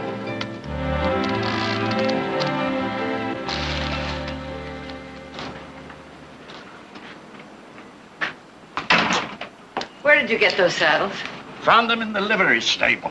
And where do you think you're going? I am going after my cargo, and you are going home. You mean it's still that important to you? My life's important to me, such as it is. Now, I'm not very good at things, Mrs. Barclay. Among my other faults, I don't play poker very well. I wound up owing far too much money to the wrong sort of people. Frankly, unless I deliver that cargo of liquor at the specified point tomorrow, they'll hunt me down and shoot me. Well, if you run now, how could they find you? Maybe they won't, but I'm not taking any chances with my life. I'm going to get that cargo back. And you're not coming with me. Mr. Hewitt, I am absolutely convinced you can't do this alone.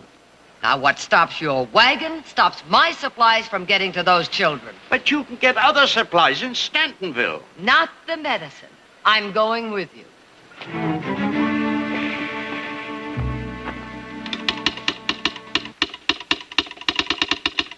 Is that it? No, this is from Sacramento.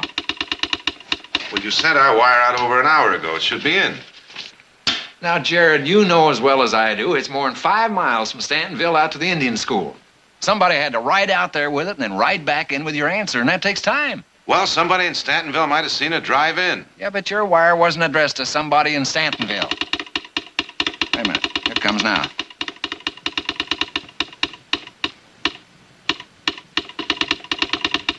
Well, what's it say?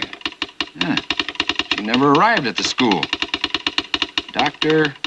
Cortina checked Stantonville. Nobody there has seen her. We better take a ride out there. Let's go.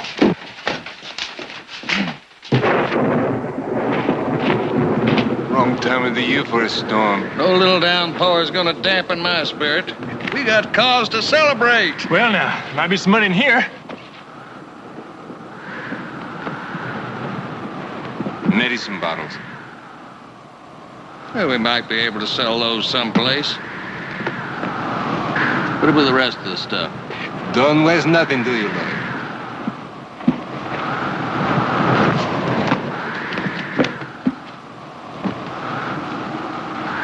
Huh? Look at that. How about that, huh? Maybe you'll find a buyer for those too, huh? Look at that. Woo, boy. Never mind those Samuels. The liquor is what we're after.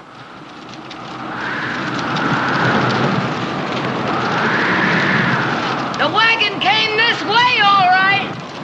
Wish this storm had breaking and done with it. No, the rain would wash the tracks away. We might never find that wagon again. Let's go. Come on, boy. Come on, boy.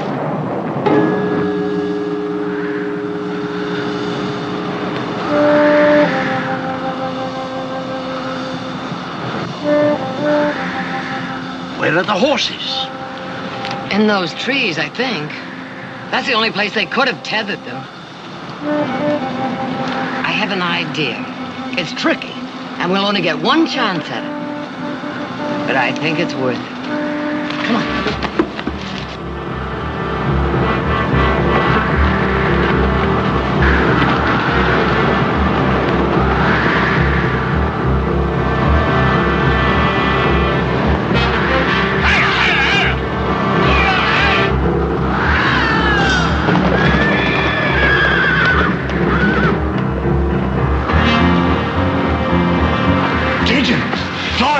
The horses are loose.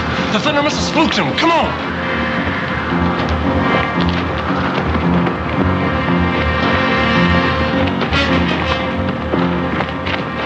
Come on, let's go.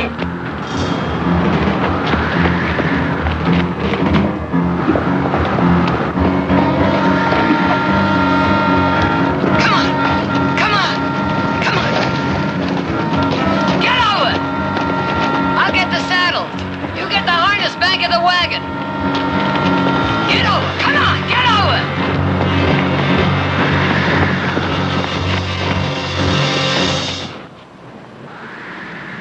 You better get back to camp and keep an eye on that wagon. Anybody gonna bother that wagon? We gotta get them horses back. Would you shut up and you get back there? It's gonna take a while to get them horses. I don't want that wagon standing alone. Look, go on and get back there. Come on, Cajun.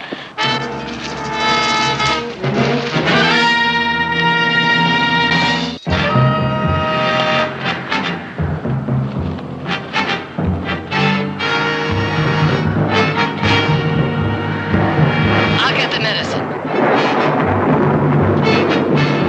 Hold it!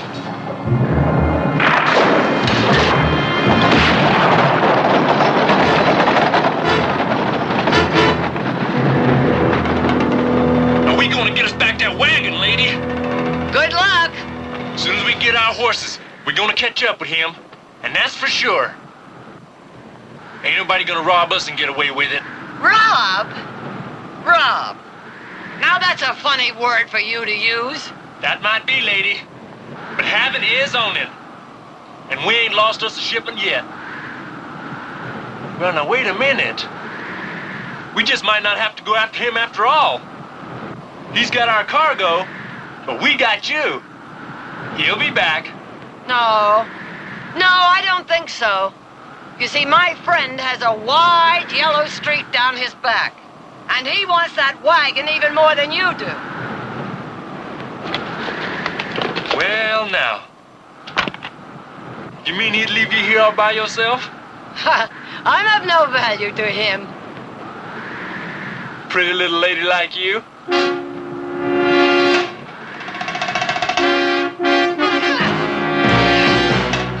Now, lady, what's hurt you? Especially when you smell so good. Now, you see what you made me do? I thought you'd gone. So did I, but I couldn't leave without you or your medicines. The wagon's just down here.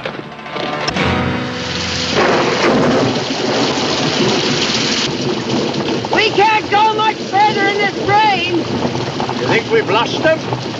Well, they haven't got a trail to follow. I guess not, but I hate to stop now. If one of those horses stumbles or steps into a hole, we may be stopped here permanently. You're right, of course. As always. Whoa!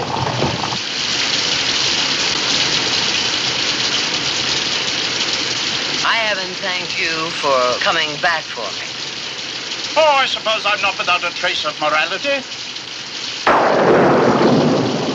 Mr. Hewitt, do you suppose if you contacted your family in England that you could maybe arrange for a small loan that you would repay? Well, in that way, you could start all over again. Pride is a wonderful thing to have, but it can blind you, too. I have no pride. Pride, no family, no money, none of the things we spoke of. Only wish I had. Only wish I was a real gentleman. Most I've ever been is a gentleman's gentleman, a valet, Mrs. Barclay, someone's servant. Oh, of course, the education was excellent, but I was always someone else's man. Thought perhaps I might be able to stand on my own here in this country, but seems I've been an outlandish failure. Well, it doesn't have to be that way. Well, I've not been very successful in changing it so far, have I? Yes, I'll have to admit to that. But you could change by getting rid of this liquor. I'll be glad to oblige Mrs. Barclay, but you're asking too much. Mr. Hewitt. Mrs. Barclay, we've been through this. Don't see in me what doesn't exist. You came back for me, and that took courage. And a larger measure of cowardice. I didn't think I could make it without you. I'm sorry. So am I, Mr. Hewitt.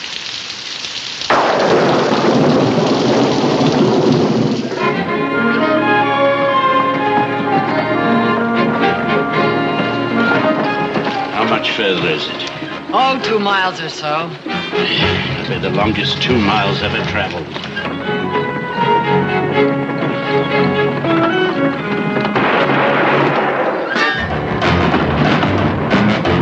Get those horses moving!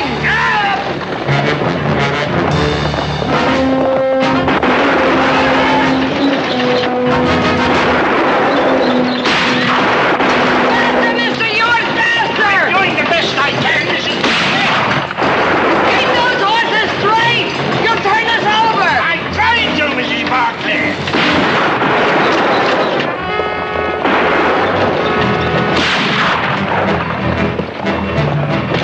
Faster, Mr. Hewitt!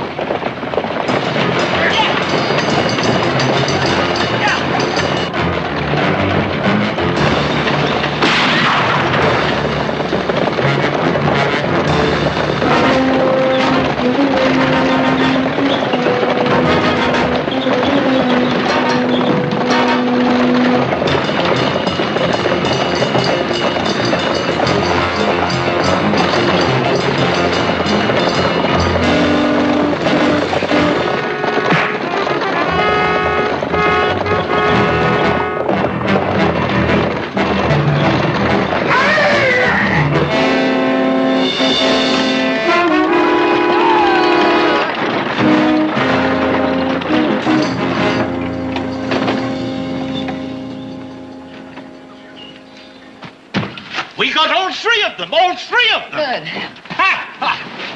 Yeah. Your cargo looks all right. How about mine? Thank God.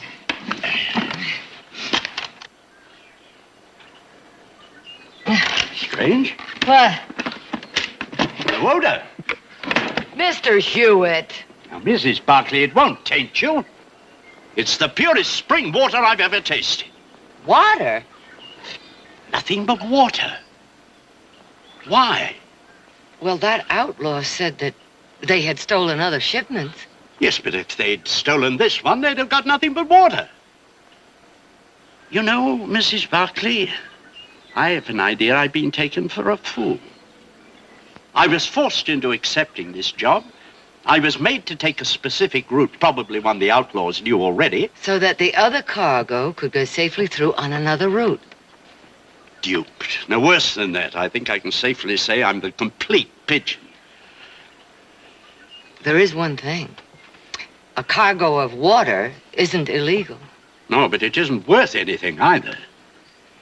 You know, I have a feeling I wasn't supposed to survive this trip. And if I'd gone back for the money, I probably wouldn't have survived that either. Not only am I a fool, but I'm a profitless fool into the bargain. I'll take you to the Indian village if you like. Oh, I'd like that very much, Mr. Hewitt. There is one thing, however. If you don't mind, I'll drive. I don't mind at all.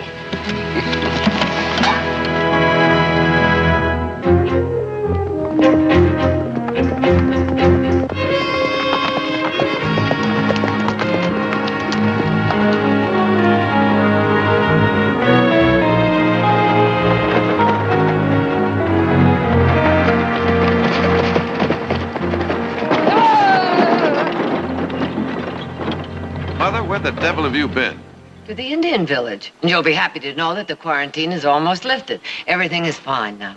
What happened? We found your rig on the trail back there. Well, it's a long story. Oh, by the way, this is Mr. Hewitt. My sons Jared and Heath. Gentlemen. I've invited Mr. Hewitt to be our guest at the ranch, and he's accepted, provided he can cook dinner for us.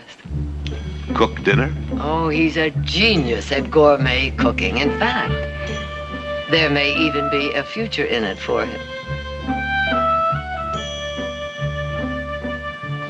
You mentioned a long story. Yeah, but first, gentlemen, there's one thing I think I ought to tell you about your mother which you may not know. She's a totally remarkable and absolutely magnificent woman. We knew that a long time ago. Well, I didn't. Not until recently.